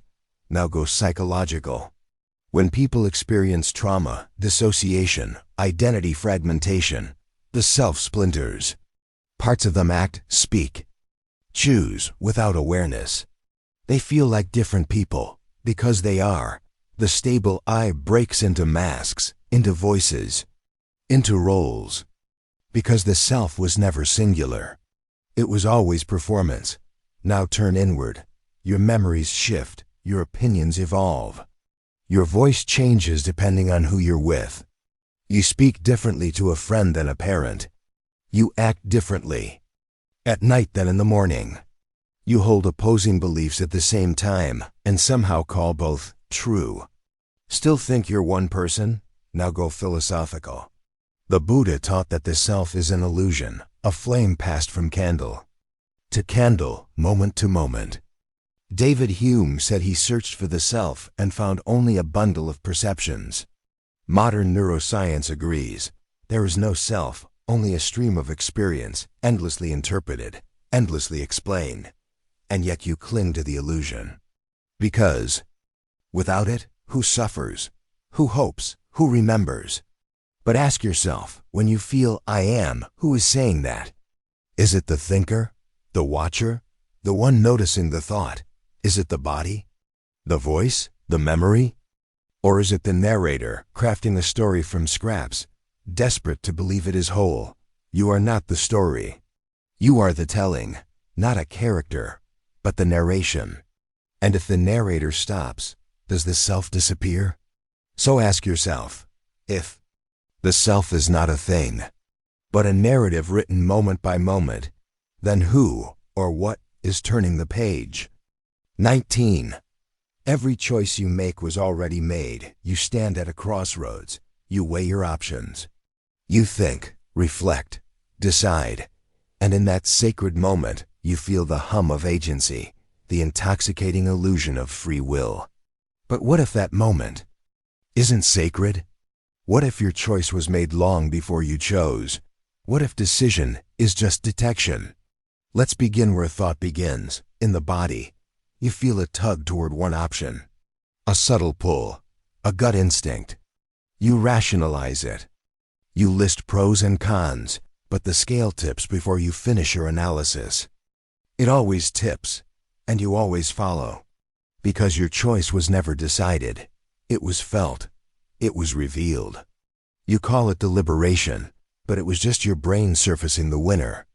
Now enter neuroscience again. We return to John Dylan Haynes, who found that up to 7 seconds before you consciously decide, your brain has already begun preparing the motor signals for the action. A button press, a movement, a word. The brain acts. The mind narrates. You didn't choose. You discovered. Now go deeper into genetics. Your preferences are not yours. They're the output of neural networks designed by your DNA, sculpted by your environment. You prefer chocolate over vanilla, not because of you, but because of a complex algorithm of taste buds, neurotransmitters, reward circuits, and past exposure. You didn't choose your cravings. They shaped you. And every free choice you make, what to wear, who to love, what to believe, emerges from desires you didn't create, beliefs you didn't author, experiences you didn't request. Still feel free? Now turn to physics. In the world of classical determinism, where every event has a cause, the present is the inevitable result of the past. If we knew the state of every atom at one moment, we could calculate every future moment, every thought, every heartbeat, every scream. You might cry out, quantum physics introduces randomness. Yes, randomness. But randomness is not freedom. It's not agency, it's just uncertainty. Would you rather your choices be determined or random? Either way, they are not yours. Now enter psychology. When presented with too many options, your brain panics. It reduces the list. It focuses on what's familiar. It eliminates, and you call what remains a decision. But really, your brain is just filtering reality through emotion, stress, past trauma, cognitive bias. And once it finds what feels safest, it offers it to the conscious mind, like a waiter presenting a dish the chef already cooked. You don't choose the meal, you just lift the fork. Now descend. In philosophy, compatibilists say, you're free if you act according to your internal motivations. But what if those motivations are not self-made? What if they are downloaded? What if your childhood planted scripts in you, to please, to avoid conflict, to seek approval, and your choices are just echoes of those ancient patterns? What if the part of you that feels free is just the part that's forgotten its programming? Because memory is selective, and you don't remember why you fear success, why you sabotage love, why you always pick the path of least resistance. But your brain does, your body does, and they vote long before you cast your ballot. So ask yourself, if every choice you make is built on causes you didn't create, if the options are filtered by systems you didn't design, if the final decision arises before you become aware of it, then who or what is deciding? 20. Dreams are more real than your waking life. You wake up sweating, breathless, a vivid dream fading like smoke. You say, it wasn't real. But in that moment, as the shadow chased you, as the room melted, as the loved one spoke, Words they never said, you believed it. You believed it more fully than you believe this sentence. You lived it, you felt it, you were inside it. So now ask yourself, if your mind can generate a world while your body sleeps, then what exactly are you trusting when you say, this is real? Let's begin with the basics. In the REM stage of sleep, your brain's sensory input is cut off. Your eyes don't see. Your ears don't hear. Your body is paralyzed to keep you from acting out your dream. And yet, from that silence, your brain constructs sound, color, motion, emotion, narrative. It simulates a world so convincing, you do not question it until you wake. Now enter neuroscience. Your brain doesn't care about what's real. It cares about what's coherent. In dreams, it fires the same regions responsible for vision, hearing, touch, but not based on input from the world. It uses memory, emotion, symbolism. And your mind accepts the logic of that world. A dog with your father's voice, a city made of bone, a sky made of glass, because logic itself is suspended. The prefrontal cortex, your brain's critical filter, goes dim. And the limbic system, the emotional core, lights up. You don't think in dreams, you feel. Now go further. You believe dreams are unreal because they don't last. They vanish. But so does this moment. So does every thought you've ever had. Dreams are not less real. They are equally transient. In fact, neurologically, dreaming and waking consciousness are almost indistinguishable. The patterns of brain activity are strikingly similar. You're just less self-aware in one, and more convinced in the other. Now turn inward. There are people who have lived entire lives in a dream. Years of marriage, work, memories, all unraveled in a single waking breath. And the grief they feel is not fake. The heartbreak, the joy, the nostalgia, it's real. Because emotion doesn't require reality. It only requires perception. Now go deeper into lucid dreaming. There are dreamers who become conscious within the dream. They fly, they speak to shadows, they explore inner worlds. And their sense of freedom, clarity, and control inside a completely fabricated universe is sometimes greater than anything they experience while awake. Still think this life is more real? Now go philosophical. How do you know you're awake? Because you can touch things, so can your dream self. Because the laws of physics work. Dreams have laws too, just different ones. Because time flows properly, time dilates in dreams. You live hours in seconds. You die, wake, fall again, and the story continues. What makes this not a dream? If your waking life is just a chain of sensations, thoughts arising and fading, images filtered through neurons, then what exactly separates this moment from the one you had an hour ago in your sleep? Descend. If your brain can simulate a world that feels real, without light, sound, or body, then what proof do you have that this world, with its sensations and laws, is not also a simulation? Not digital, but biological. A dream running on blood instead of code. A hallucination agreed upon by billions. A shared narrative propped up by momentum and memory. You trust that you're awake, but so did your dream self. Until it wasn't. So ask yourself, if you cannot tell whether you're dreaming, and both dream and waking feel equally real, then what part of you, if any, truly ever wakes up? 21.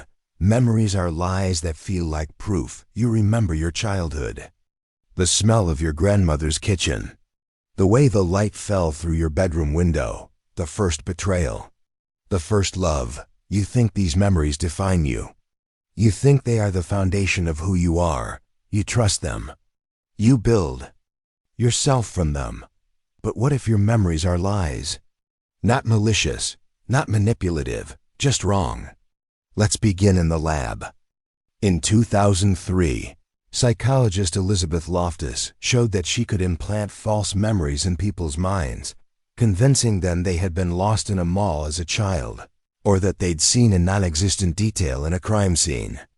And not just planted thoughts, but full vivid memories with emotion, smell, texture. Participants swore it happened. They felt it in their bones. But it never did. Still feel sure of your past? Now go deeper. Memory is not a recording. It is a reconstruction. Every time you recall a memory, you don't just retrieve it. You rebuild it. You mix it with your current emotions, your recent knowledge, your present identity. Then you store it again, changed. This is called reconsolidation. And it means your memory is like clay, reshaped every time you touch it. Now enter the brain. The hippocampus, which processes memory, is fragile. It doesn't record time. Well, it confuses sources. It fills gaps. So when you remember the day you fell in love, was it that day? Or the story you told yourself later, was it her smile or your need for meaning? Was it even real? Now look at trauma. Victims of trauma often experience memory fragmentation, broken images, jumbled sequences, emotional echoes detached from context. Others experience false detail, their brain protecting them by rewriting what happened. In both cases, the memory becomes myth, a protective fiction with just enough truth to be dangerous. Now ask, if your most painful memories are distorted, then what about your most beautiful ones? You think nostalgia is truth, but it's curated, filtered, romanticized. You remember how it felt, not how it was. You remember how it made you into you, not whether it actually happened that way. Now go darker. Your memory is biased by identity. If you see yourself as a victim, you highlight the injustices. If you see yourself as a survivor, you emphasize the battles. You don't remember events, you remember interpretations. And your brain protects you. By editing, by deleting, by inventing. You forget your own cruelty. You soften your failures. You amplify your victories. And still you say, I know what happened. But do you? Now imagine this. You meet someone who remembers your shared past completely differently. Same room, same moment. Different reality. You argue. You insist. They insist back. Who's lying? Maybe no one. Maybe both. Because memory is not just fallible, it is subjective hallucination. Two people, one moment, two worlds. Now descend. If your memories define your personality, and your memories are unreliable, then what exactly are you? What are you protecting when you say, this is who I am? If the story you tell about yourself is built on a foundation that shifts every time you touch it, then what part of you is real? So ask yourself, if the past is a story, retold through bias, fear, and fantasy, then what happens to thee? You built entirely upon it? 22. Time does not exist the way you think it does. You wake, you eat, you grow. You age, you die. And through it all, you trust the silent rhythm of time, a flowing river pulling you ever forward, moment by moment, from past to present to future. But what if that flow is an illusion? What if time, as you feel it, doesn't exist at all? Let's begin with your senses. You believe you experience the present, but you don't. Your brain takes approximately 80 milliseconds to process reality. Your now is already a memory, stitched together from a lagging stream of light, sound, and sensation. You are always behind, living in the past, pretending. It's the present. Now enter Einstein. In 1905, he shattered the illusion. Time is not fixed. It bends. It slows down as speed increases. It warps in the presence of gravity. Clocks tick slower on airplanes than on Earth. Astronauts age slightly less than you do. Time is not a constant march. It's relative, personal, warped by space. There is no universal now. Two people moving at different speeds will experience different sequences of events. Still think your experience of time is objective? Now go deeper into Einstein's block universe theory. It states that all moments, past, present, future, already exist. Time is not flowing, it is frozen. Like a film strip where every frame is real, even the ones not yet played. Your movement through time is not a journey.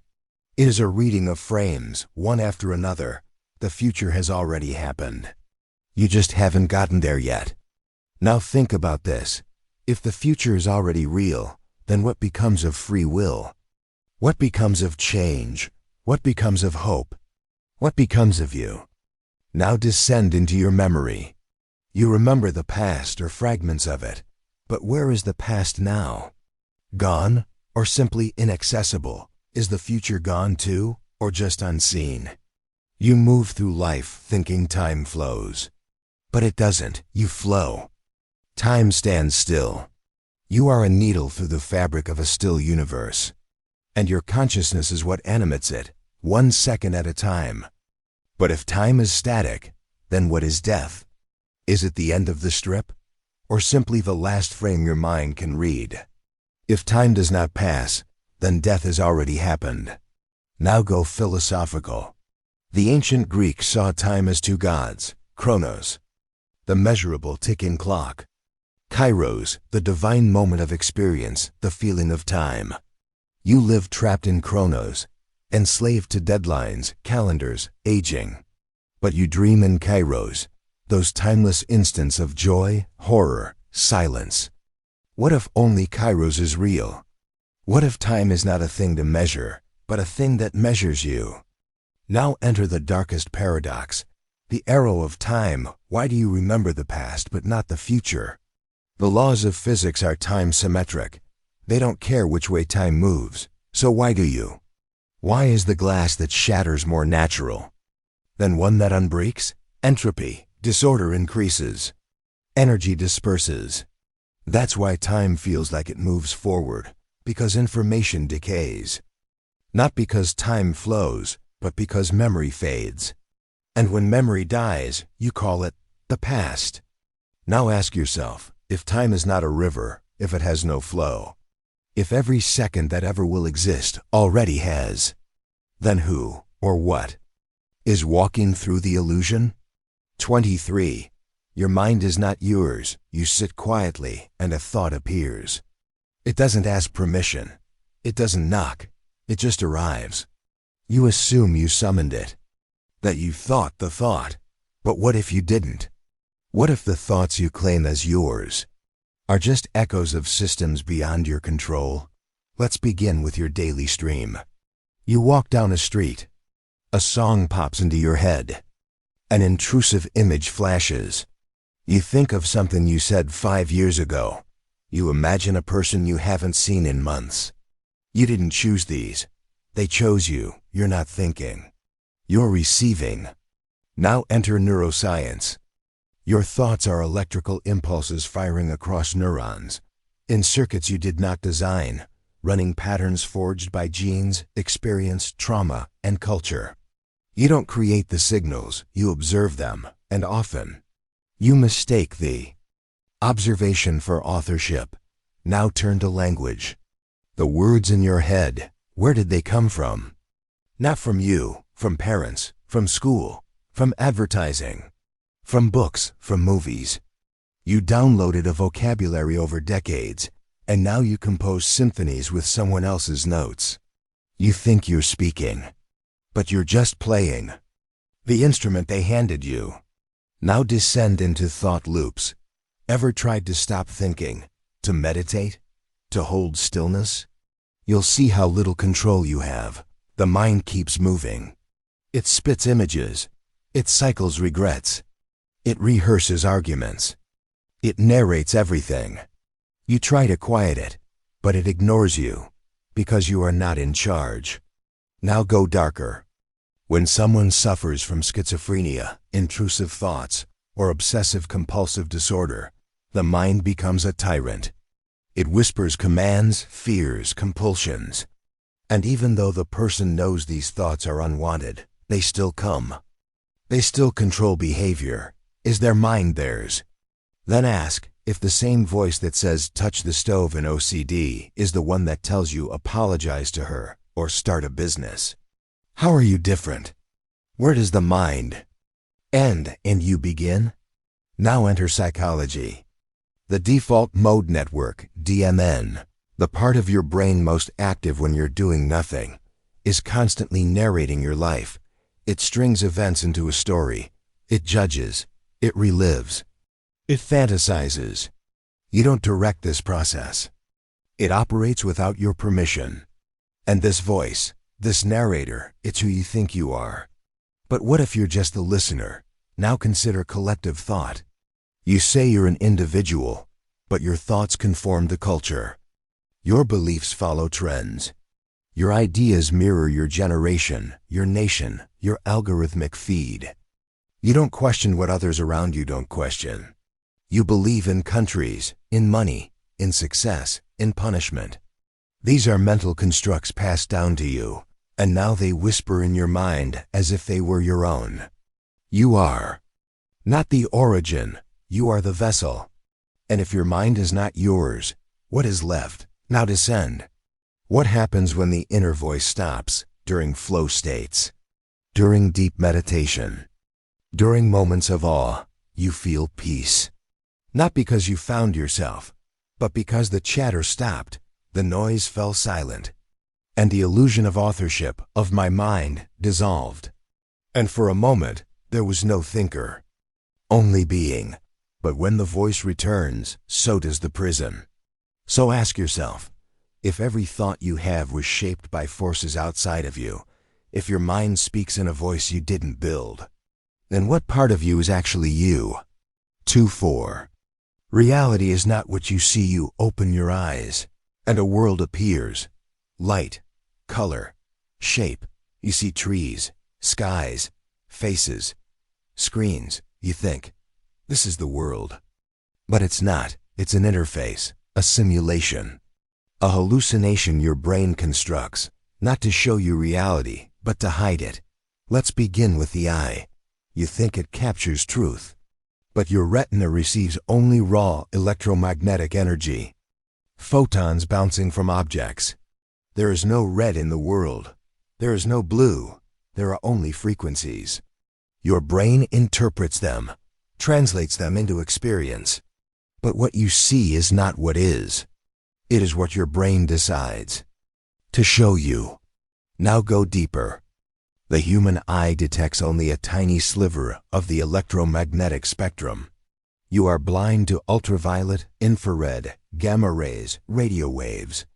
Insects see patterns on flowers you'll never witness. Snakes detect heat. Whales hear infrasonic calls that vibrate through oceans.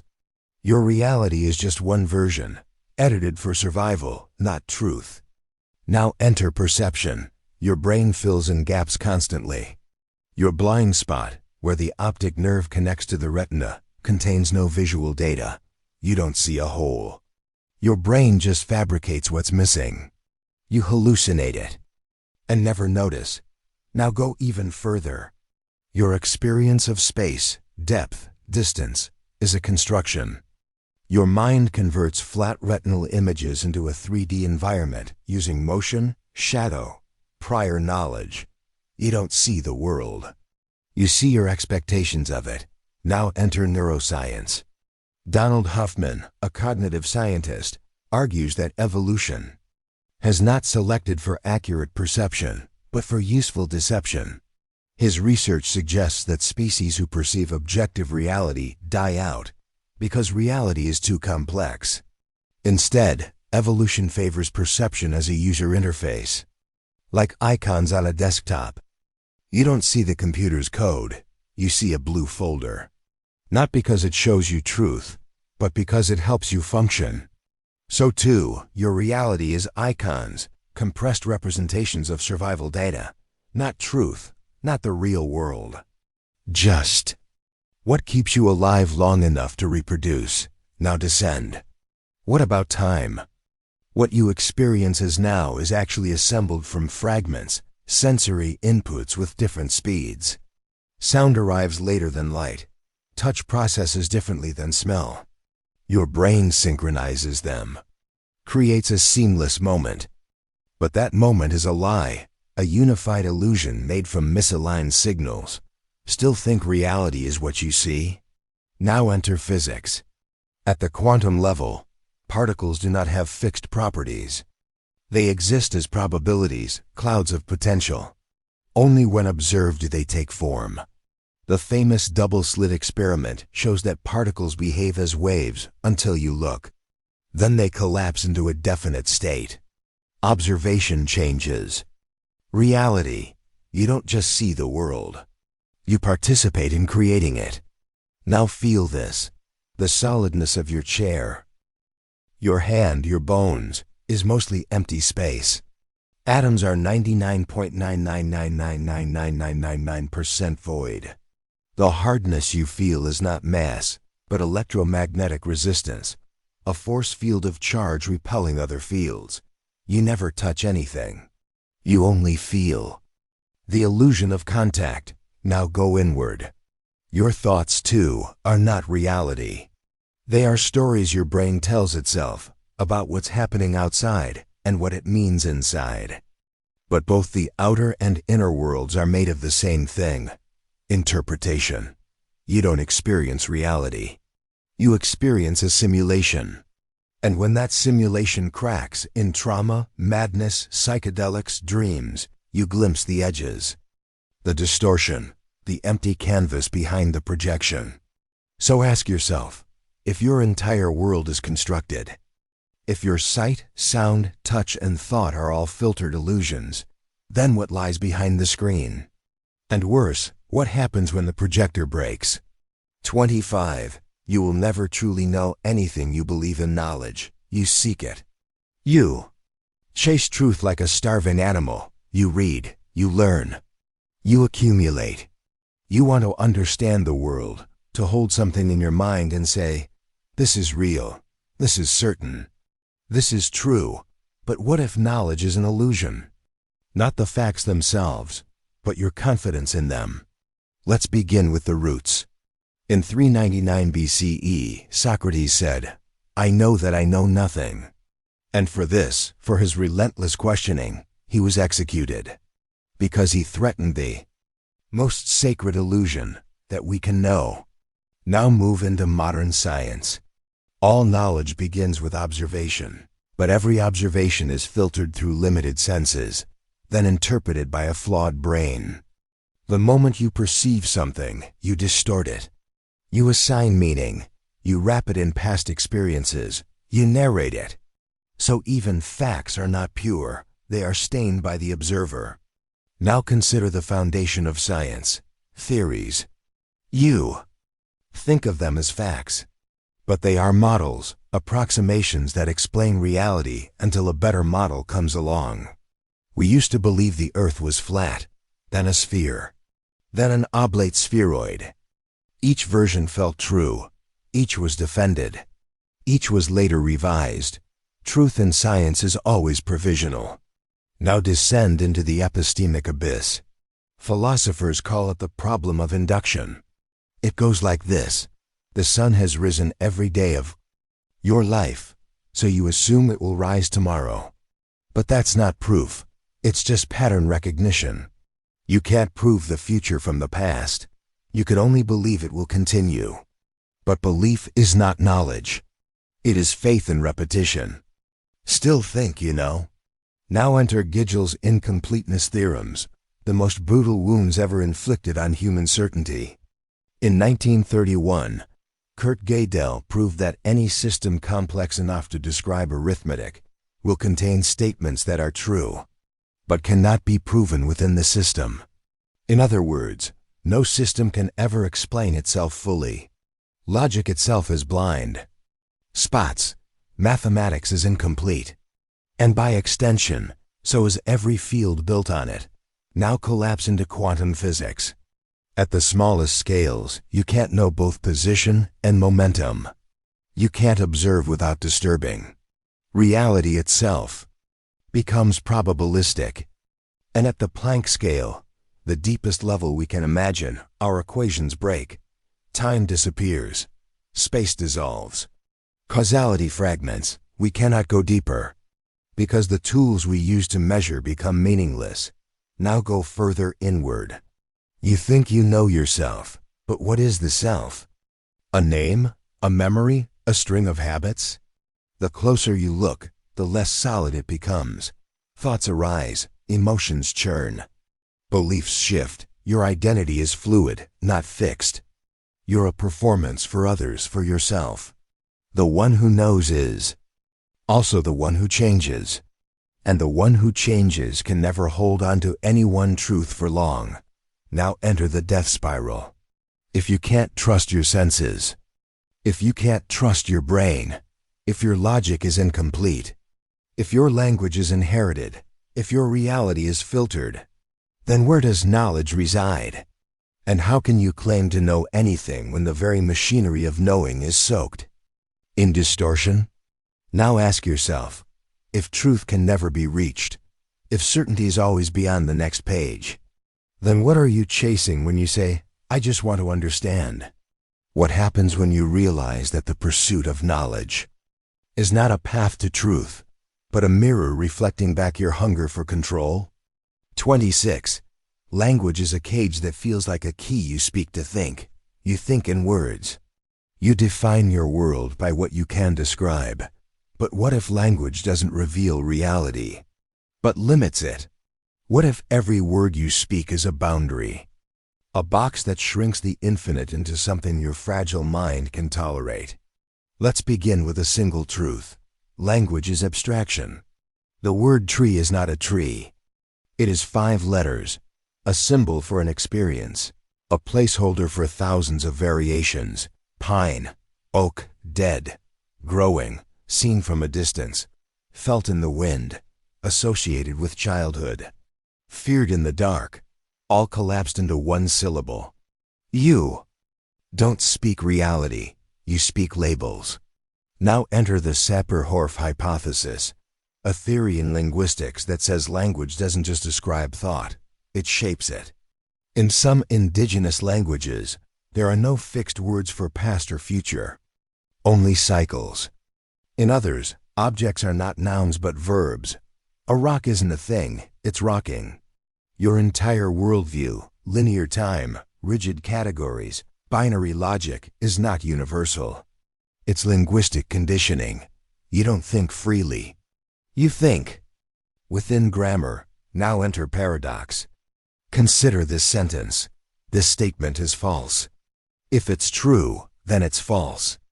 If it's false, then it's true. Language collapses in on itself. It cannot hold paradox. It cannot hold the infinite.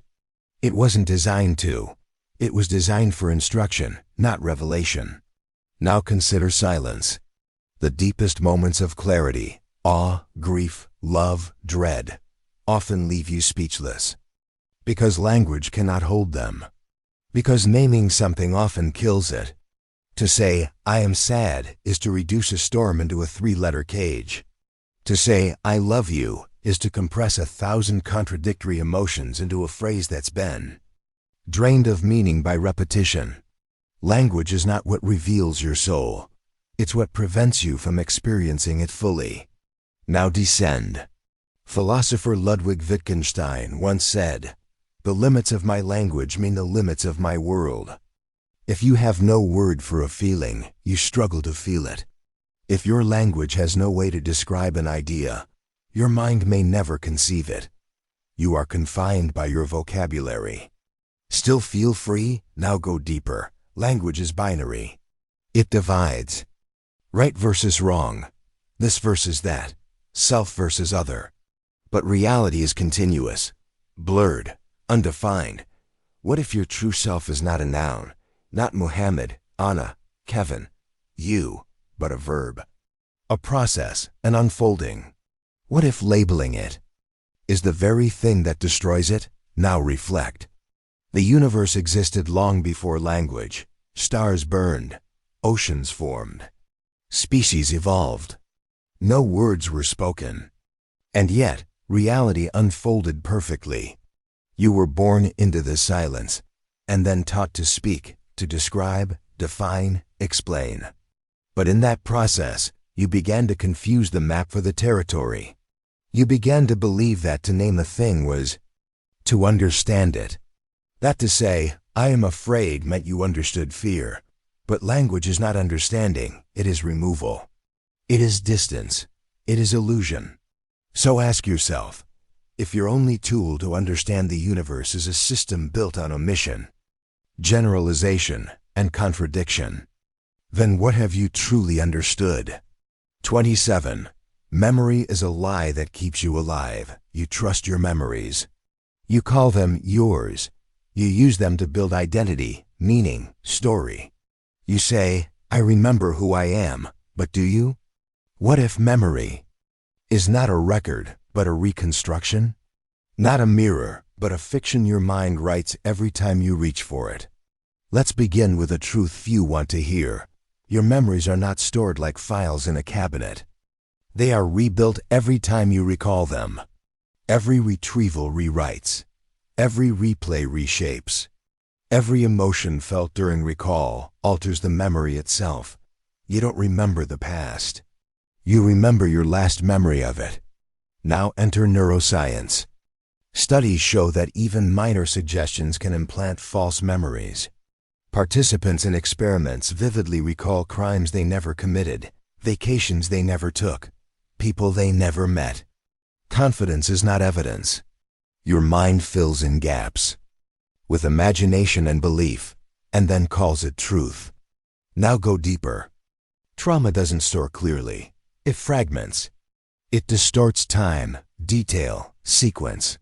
And when recalled, it often returns not as narrative, but as flash, a body reaction, a smell, a panic.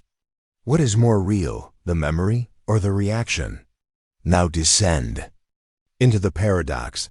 Memory is shaped by emotion, but emotion is shaped by memory.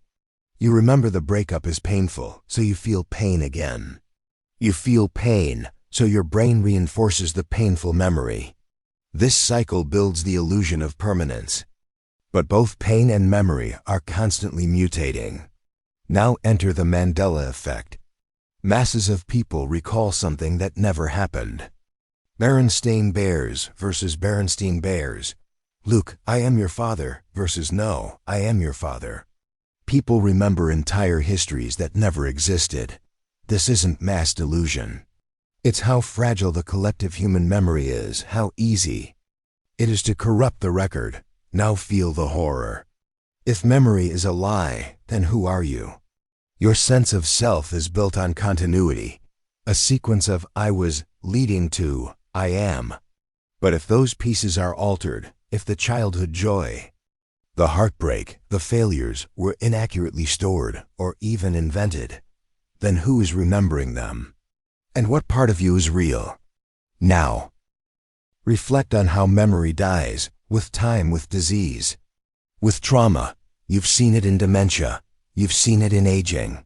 A person forgets names, faces, language, and eventually themselves. But were they ever them in the first place? Or just a flickering pattern of electrical echoes gradually fading? Now collapse further. You believe memories are yours, but they were shaped by others. You remember what you were told, what photos captured, what stories others repeated. You forget the mundane. You remember the narrated.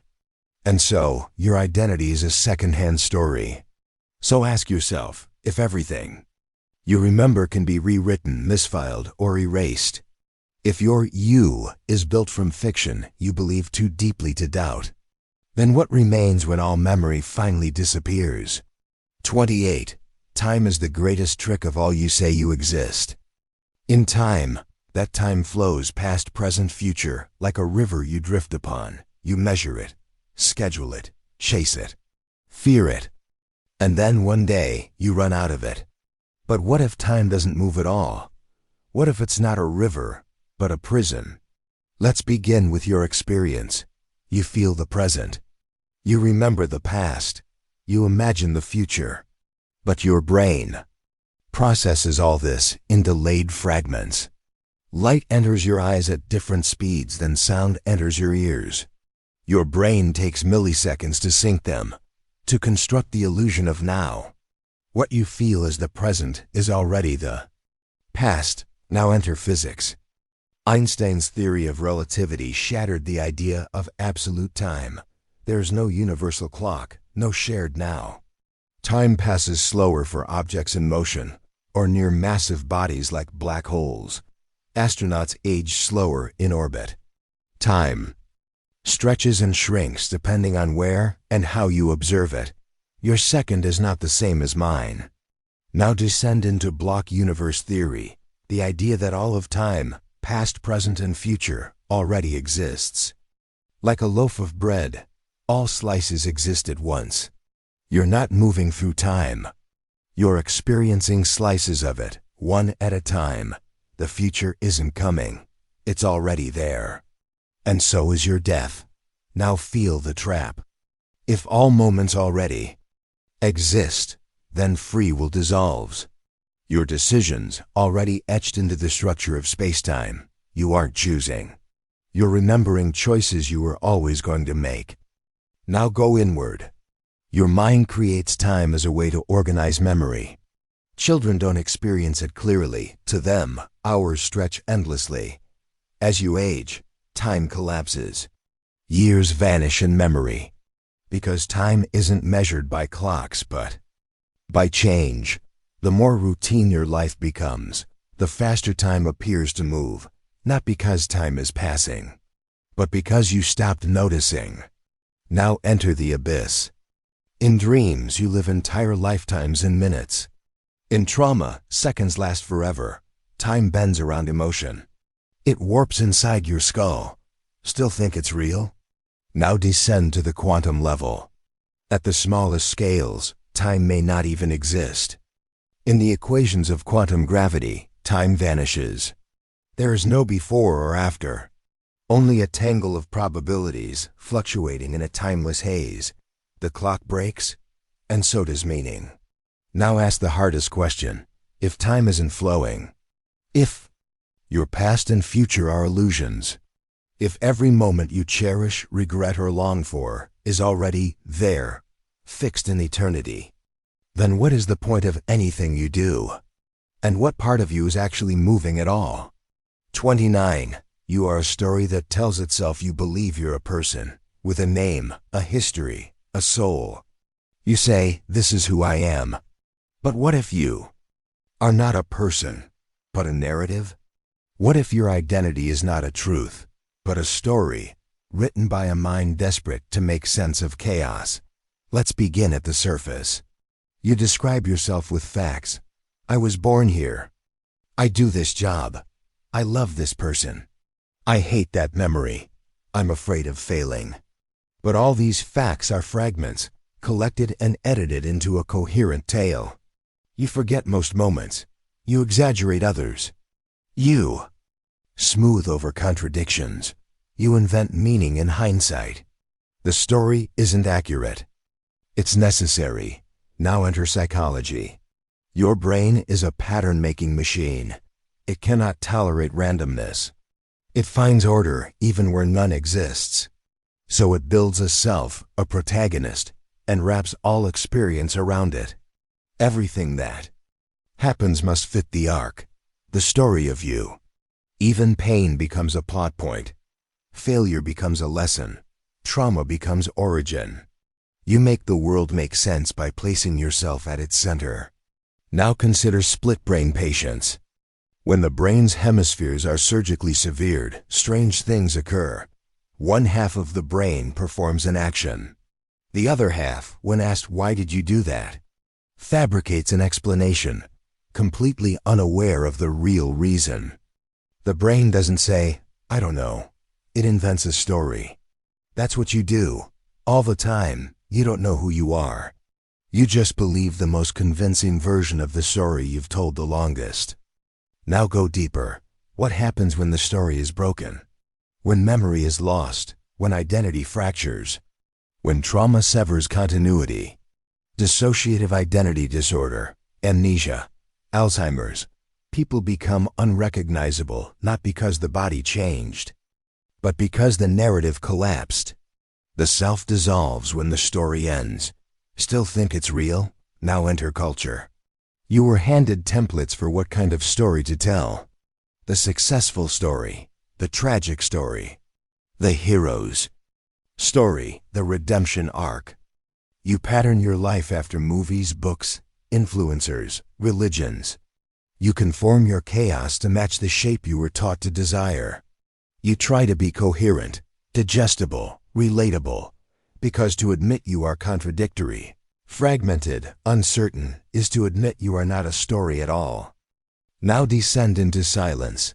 Strip away your name, your nationality, your gender, your job, your beliefs, your history. What's left? Remove every label, every adjective, every sentence you've spoken about yourself. What remains? Anything. Or just the terrifying stillness of not being able to say, I am, at all? Now confront this.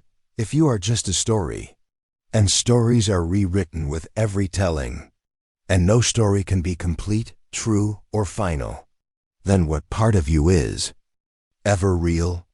And who is listening to this right now, constructing a new version of you as you process every word? 30. Your beliefs are not yours. You think your beliefs define you. You defend them. You argue for them. You shape your choices around them. You say, this is what I believe. But what if your beliefs are not yours? What if they were installed long before you had the ability to choose? Let's begin with childhood. You were born into a system, a language, a religion, a culture, a family with its own fears, values, biases. You didn't choose these. They were given to you. You didn't evaluate them rationally. You absorbed them emotionally. Your brain, still forming, wired itself around the stories it heard the most. Not the most true stories, but the most repeated ones. Now enter psychology.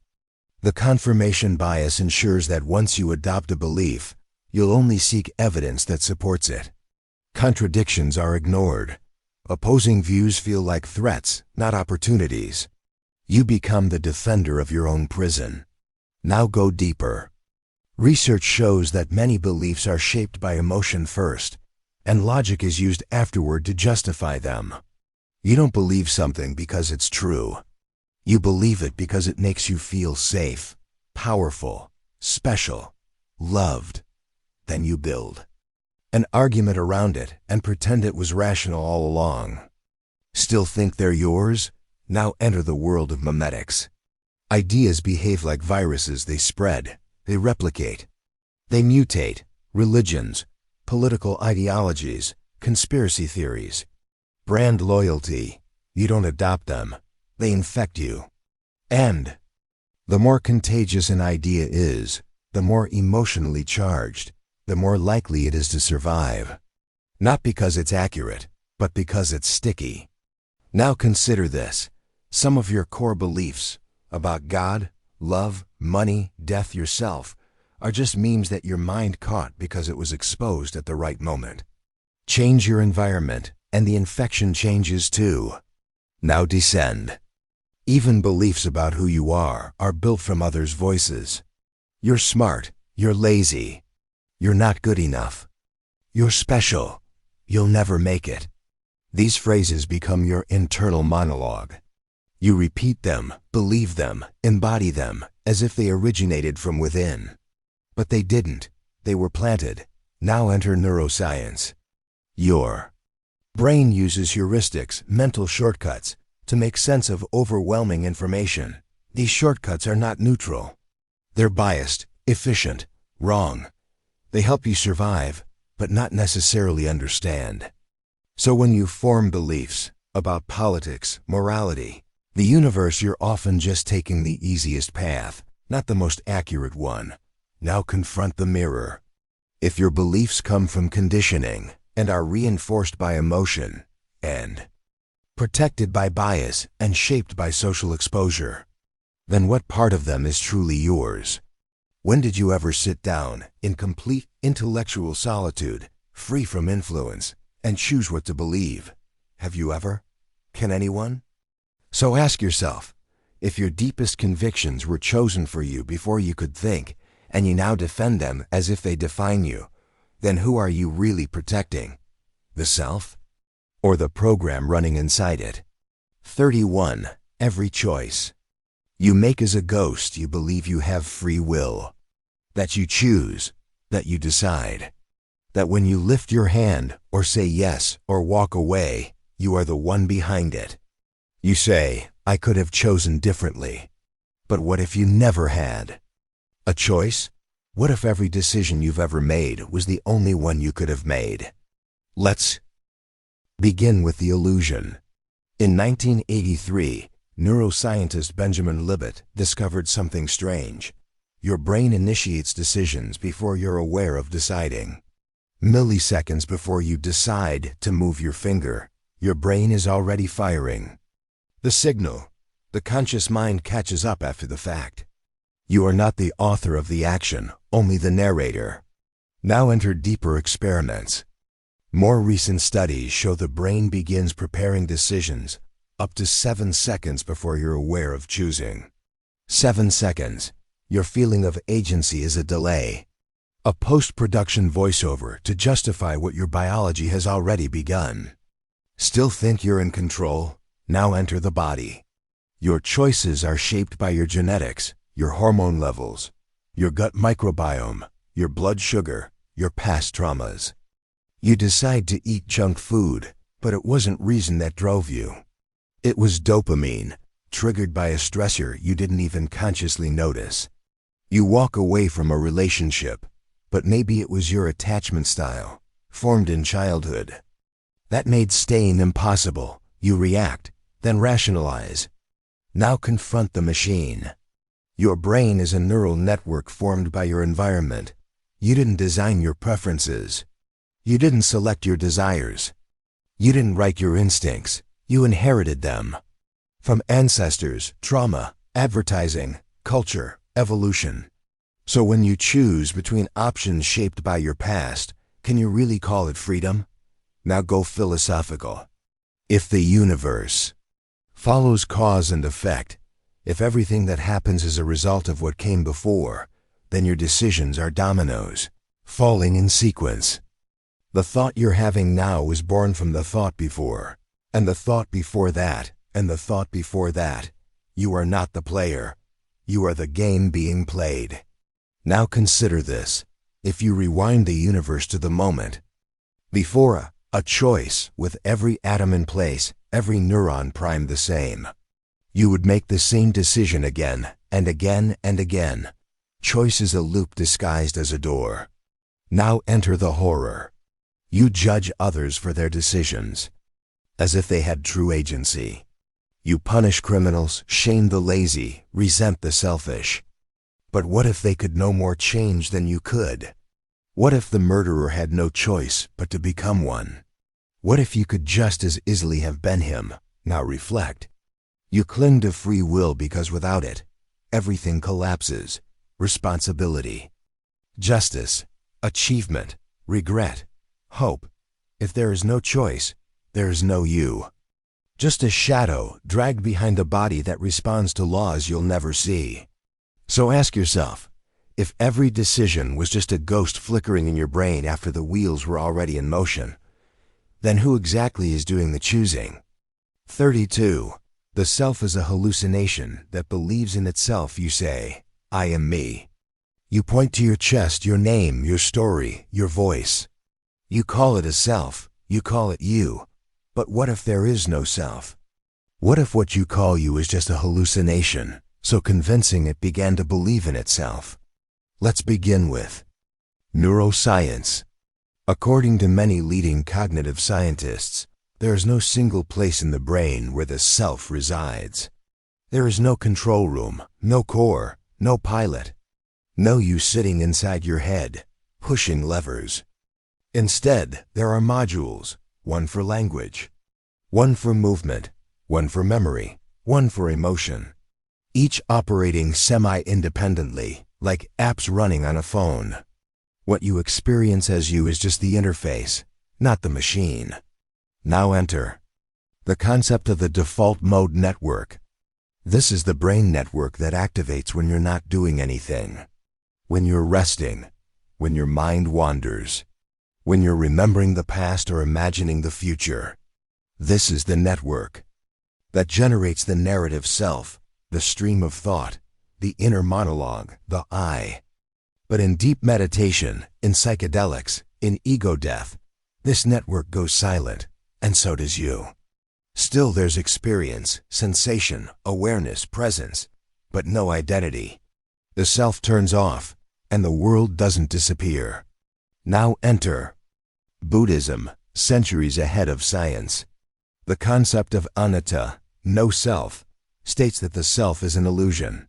There is no permanent core, only a shifting combination of sensations, thoughts, impulses, and memories. You are not a thing, you are a process. A moment-by-moment happening, like a flame, always burning, never fixed. Now consider the ship of Theseus. If you replace every part of a ship one by one until nothing remains of the original, is it still the same ship? Your body is constantly replacing cells, your beliefs evolve. Your personality changes, your memories fade. So what part of you remains? What thread runs through all the versions of the person you've been? And what if that thread is a fiction? Now enter dissociation.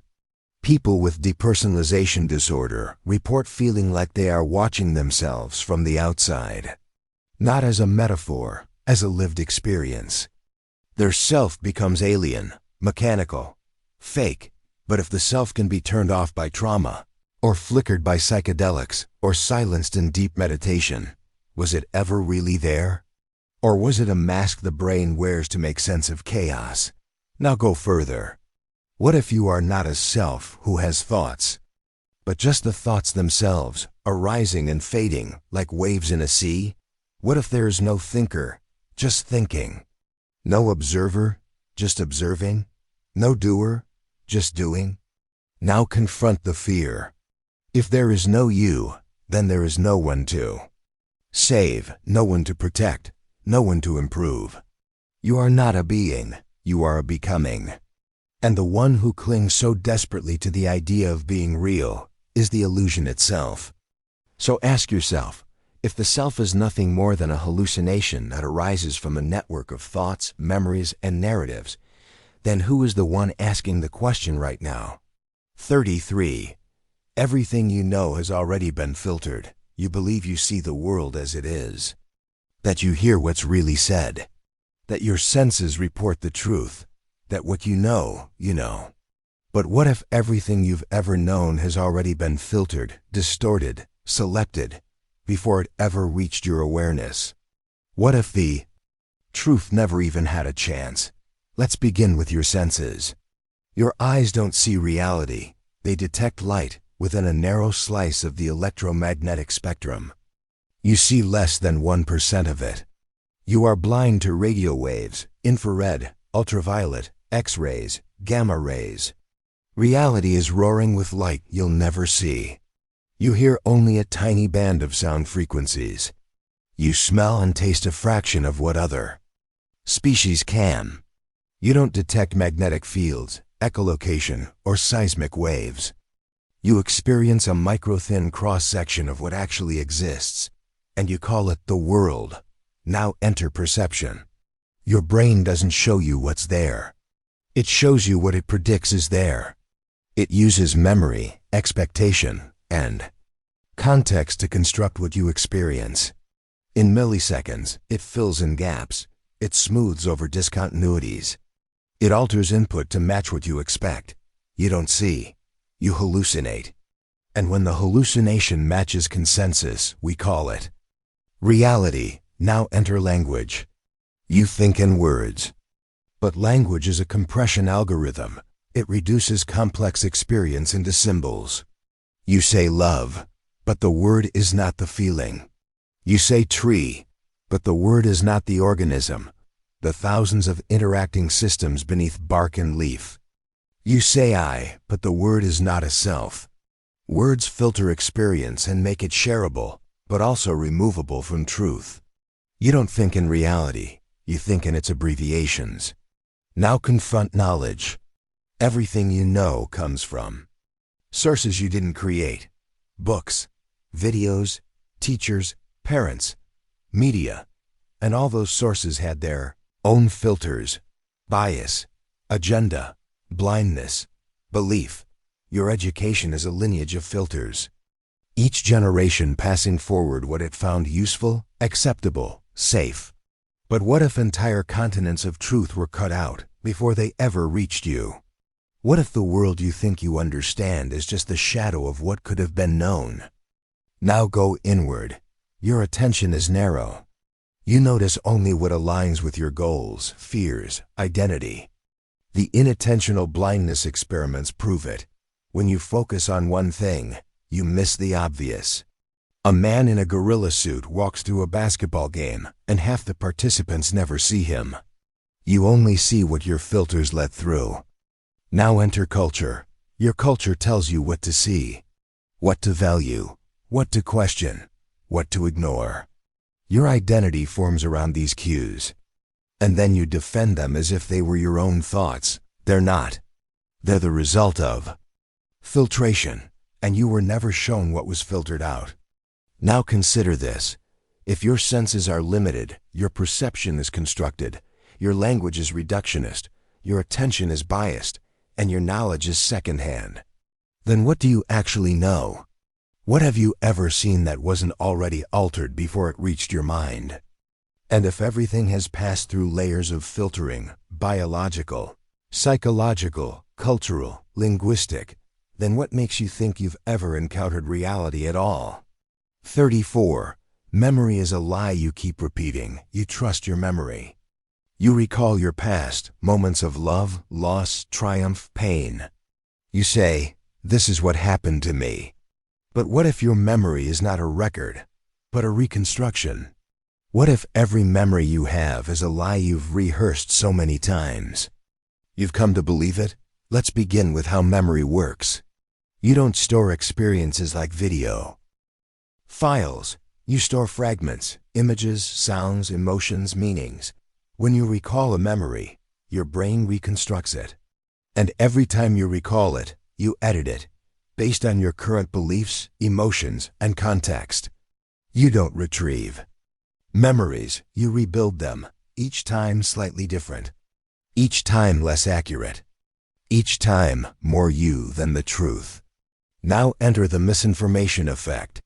Psychologists like Elizabeth Loftus have shown how easy it is to implant false memories. Change a word in a question, and people remember things that never happened. Tell someone they got lost in a mall as a child, and many will develop vivid memories of the event, even though it never occurred. Your brain doesn't need truth. It needs coherence. And it will invent history to protect the illusion of a stable identity. Now consider emotional editing. You remember breakups, betrayals, failures, but not as they were. You remember them as you need them to be in order to explain your current state.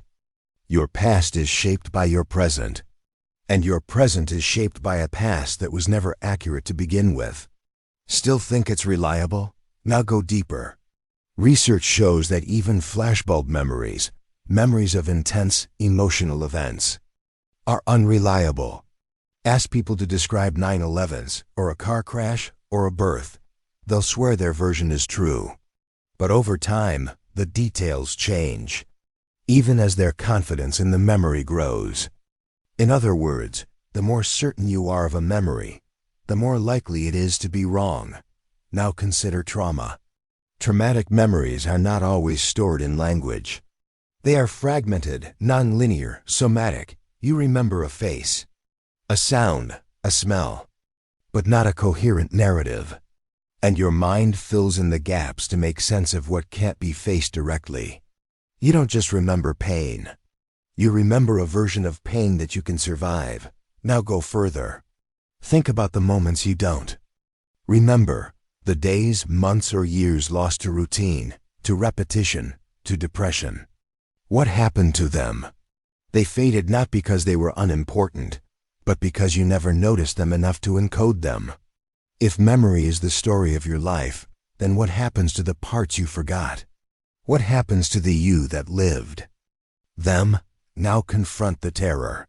You think your past is a foundation, that it grounds you, that it explains who you are. But if your memories are fiction, fluid, fragile, flawed, then your story is built on nothing. You are a character living in a tale you keep rewriting without realizing. So ask yourself, if your identity is shaped by memories, and your memories are shaped by illusions, biases, fear, need, and repetition, then who is the you? Think you remember? And if you've never truly remembered anything as it was, then what have you ever truly been? 35. Time is a cage that doesn't exist. You live inside time. You wake to it, move through it, age by it. You say, time heals, or I don't have enough time, or that moment is gone. But what if time isn't real? What if the past, present, and future are not flowing forward, but are all happening at once, and your mind is just crawling through a frozen illusion? Let's begin with physics. Einstein shattered the notion of absolute time. According to relativity, there is no universal now. Time dilates, slows down, or speeds up depending on your speed or gravity. On a spaceship moving near light speed, 1 second for you could be decades on Earth. In a black hole, time essentially stops at the event horizon. Time is not fixed. It is not even consistent. It is warped, stretched, relative. Still believe it's real? Now go deeper. The block universe theory says that past, present, and future all exist simultaneously in a 4-dimensional spacetime block. Like a film reel, the frames already exist. You're just experiencing one at a time. You are not moving through time. Your consciousness is scanning slices of a reality that's already complete. Now enter neuroscience. Your brain does not process time objectively. It builds a simulated timeline based on memory, perception, and expectation. When you're scared, time slows. When you're bored, time drags. When you're in flow, time vanishes.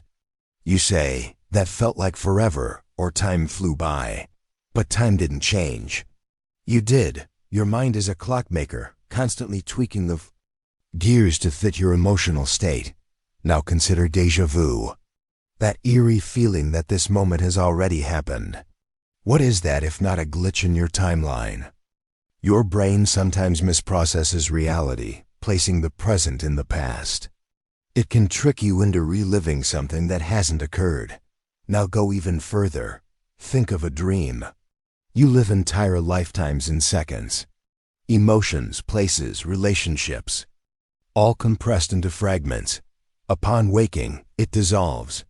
But how do you know this life isn't the dream? What if time as you experience it is just a narrative function, a structure required for consciousness to operate? What if it's not the world that moves through time, but you, looping through a script you never wrote? Now confront the prison. You suffer because of time, because of memories that haunt, futures you fear, clocks ticking on your mortality, deadlines, birthdays, goodbyes. Time is the architecture of dread. It convinces you that you are losing something, losing youth, chances, people. But if all moments exist simultaneously, if your death is just another frame already set, then nothing is gained. Nothing is lost, only experienced. So ask yourself, if the past is not behind you and the future is not ahead, and now is just a moving frozen cosmos, then where are you really?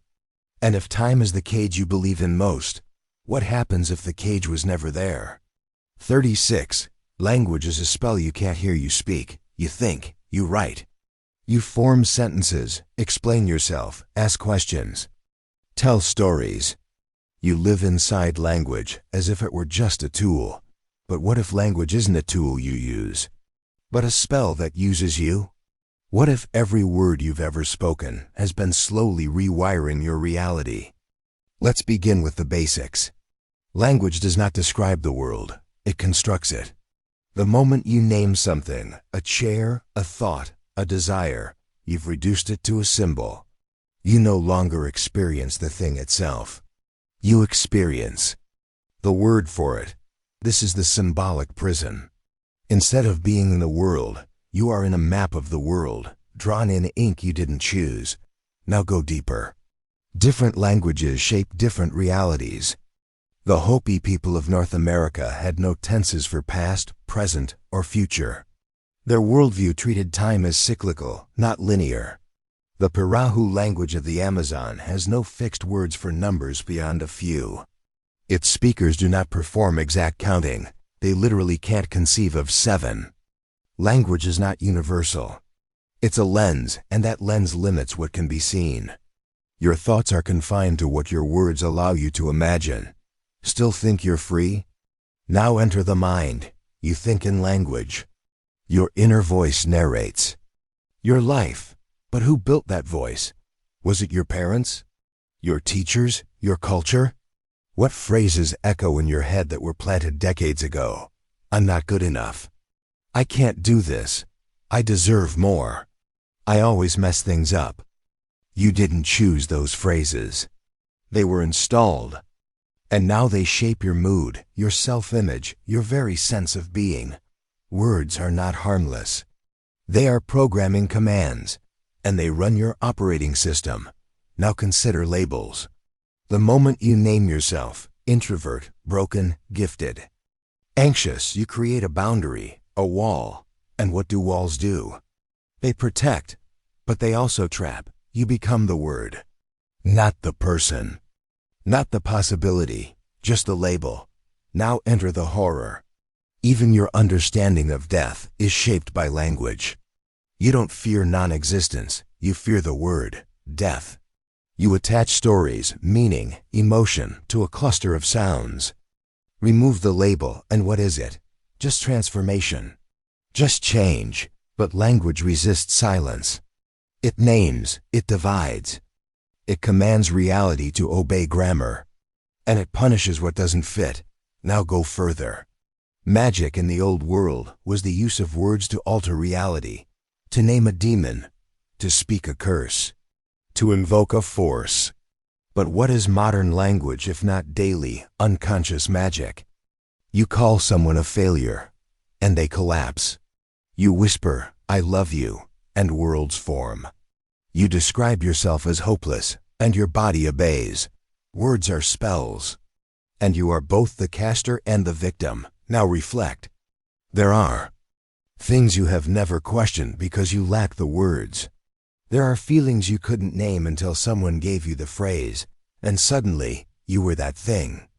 So ask yourself, if your reality is shaped by words you didn't create, spoken by a voice you didn't invent, echoing beliefs you never examined, then who are you beneath the language? And if you were silent, truly, fully silent, what part of you would still remain? 37. Reality only exists when you look at it. You believe the world exists whether you're watching or not. That the chair is there, the sky is blue, the ground is beneath your feet. But what if reality only happens when you observe it? What if, until you look, there's no chair, no sky, no ground, only a field of probability waiting to collapse into something you can understand? Let's begin with quantum mechanics. At the subatomic level, particles don't behave like objects. They exist as waves of potential, simultaneously everywhere and nowhere, until you observe them. Only when measured does a particle choose a position, a velocity, a state. It is your observation that determines its reality. This is not philosophy. This is the double-slit experiment. A single particle passes through 2 slits and acts like a wave, interfering with itself. But if you observe which slit it goes through, it stops acting like a wave. It becomes a particle. It chooses a single path. You watch, and reality changes. Now consider this. If the building blocks of everything don't exist in fixed form until observed, then what is the chair? What is the tree? What is you? Now go deeper. The observer effect suggests that measurement itself alters reality. The Moment you pay attention, you create conditions. You collapse possibilities. You force the infinite into the finite. You are not passive. You are a participant in the unfolding of the world. Still believe you're a spectator? Now enter the quantum Zeno effect. If you observe a particle repeatedly, you can freeze it in place, prevent it from evolving. Like watching a kettle that never boils. Not metaphorically, literally. The act of seeing stops time at the quantum level. Observation is not neutral, it is intervention. Now confront your own body. Your consciousness is shaped by attention. What you focus on becomes real. Pain intensifies. Pleasure vanishes. An itch becomes unbearable only when you notice it. The act of seeing summons sensation. Now consider this. When you close your eyes, the world continues, or so you think. But all you know is that your experience of it disappears. The sound becomes dull, the shapes fade, the edges blur. Reality for you requires your presence. Now go further. Your memories are reconstructions. Your senses are predictions. Your thoughts are loops. So what happens to the world when you fall asleep, when you die, when no one is watching? Is the moon still there when no one looks at it? Einstein said yes. Bohr said no. And the universe remains silent. Now confront the collapse. You are the center of your observable world. You collapse waveforms into furniture, lovers, meals, memories. Without you, none of it is definite. It is all probability swirling in silence. So ask yourself, if everything you see only comes into being when you look, then are you discovering the world or creating it? And if you stop looking, what's left to be real? 38. You have never made a single choice. You believe in free will. You believe you make choices. You believe you chose this path, this moment, this life. You believe. Right now you're choosing to read these words. But what if every choice you've ever made was already made before you were even aware of it? What if the feeling of choice is just the echo, not the cause? Let's begin with neuroscience. In 1983, Benjamin Libet conducted a now famous experiment. He asked participants to flex their wrist whenever they wanted while monitoring brain activity. Here's what he found. The brain showed activity 350 milliseconds before the person became consciously aware of deciding to move. The decision was made before the person thought they made it. Your brain moves before you do. Still believe you're in control? Now enter the readiness potential. It's the buildup of electrical activity in the brain that predicts a movement before you feel the urge to act. Not just milliseconds, but seconds before. Other studies have since shown that machines can predict your decisions up to 7 to 10 seconds before you're aware you've made them. Your feeling of will comes after the action has begun. Now enter genetics, your preferences, shaped by DNA, your fears, hardwired, your temperament, inherited. You didn't choose your brain. You didn't choose your environment. You didn't choose your trauma, your culture, your parents, your programming. But those chose you. Now enter psychology. Ever tried to change a habit, an addiction, a pattern of self-destruction? Did it feel like a choice, or like wrestling a ghost you couldn't touch? You don't choose what you want. You only choose whether to obey the desire, and even that is often scripted. Now go deeper. Every thought you have arises spontaneously. You don't know your next thought until it arrives. You can't stop thinking without thinking about stopping. You are not the author of your thoughts. You are their audience. Now consider identity. You say, I chose to be this way. But who is the I that made the choice? A personality you didn't create, a collection of memories you didn't encode, a voice in your head that was trained by the world. You are a process, not a commander. You are the result, not the cause. Still want to believe you're free? Now enter determinism. If every action has a cause, and you are made of atoms, and atoms obey laws, then what room is left for freedom? If you rewind the universe to its first moment and press play again, you would live this exact life again. Same choices. Same regrets, same illusion of will. Now confront the contradiction. You feel responsible. You feel guilty. You feel proud. You live as if choices matter, and they do. But not because they are free. They matter because they are inevitable. You are a wave breaking on a shore you were always meant to reach. So ask yourself, if every choice you've made was an aftershock of causes you never controlled, then what part of you was ever free? And if you were never truly choosing, only witnessing, then who exactly do you think you are? 39. The self is an illusion with your face on it. You say, I. You say it casually. I want. I think. I remember. I believe I exist. But what if I is a hallucination? What if the self, the one you defend, define, protect, has never existed in the way you believe it has? Let's begin with the mirror. You look at your face and believe it belongs to you, but you didn't choose it. You didn't design its muscles, color, symmetry, or fragility. It was handed to you, and still you say, this is me, but it's not you. It's your appearance. Now go deeper. You feel thoughts arise inside you, and so you think, I am the thinker. But what if you are not the thinker, just the observer? Your thoughts emerge unbidden. You don't summon them. They arrive. Some are strange. Some are violent. Some contradict each other. You don't choose your thoughts, you hear them. Like whispers in a room you can't leave. Now examine memory. You say, I remember my past. But each memory is reconstructed, edited, colored by emotion, need, identity. You don't remember your life. You remember a curated fiction. And that fiction becomes your self-narrative. A story. You are not the author. You are the character. Now consider the brain. There is no central location in the brain where you reside. There is no throne. No command center. There are modules, circuits, loops, perception, emotion, motor control, decision-making. These parts communicate, but none of them is you. There is no homunculus behind your eyes pulling levers. There is only a simulation of continuity. Now confront Buddhism's ancient truth, anatta, the doctrine of no self.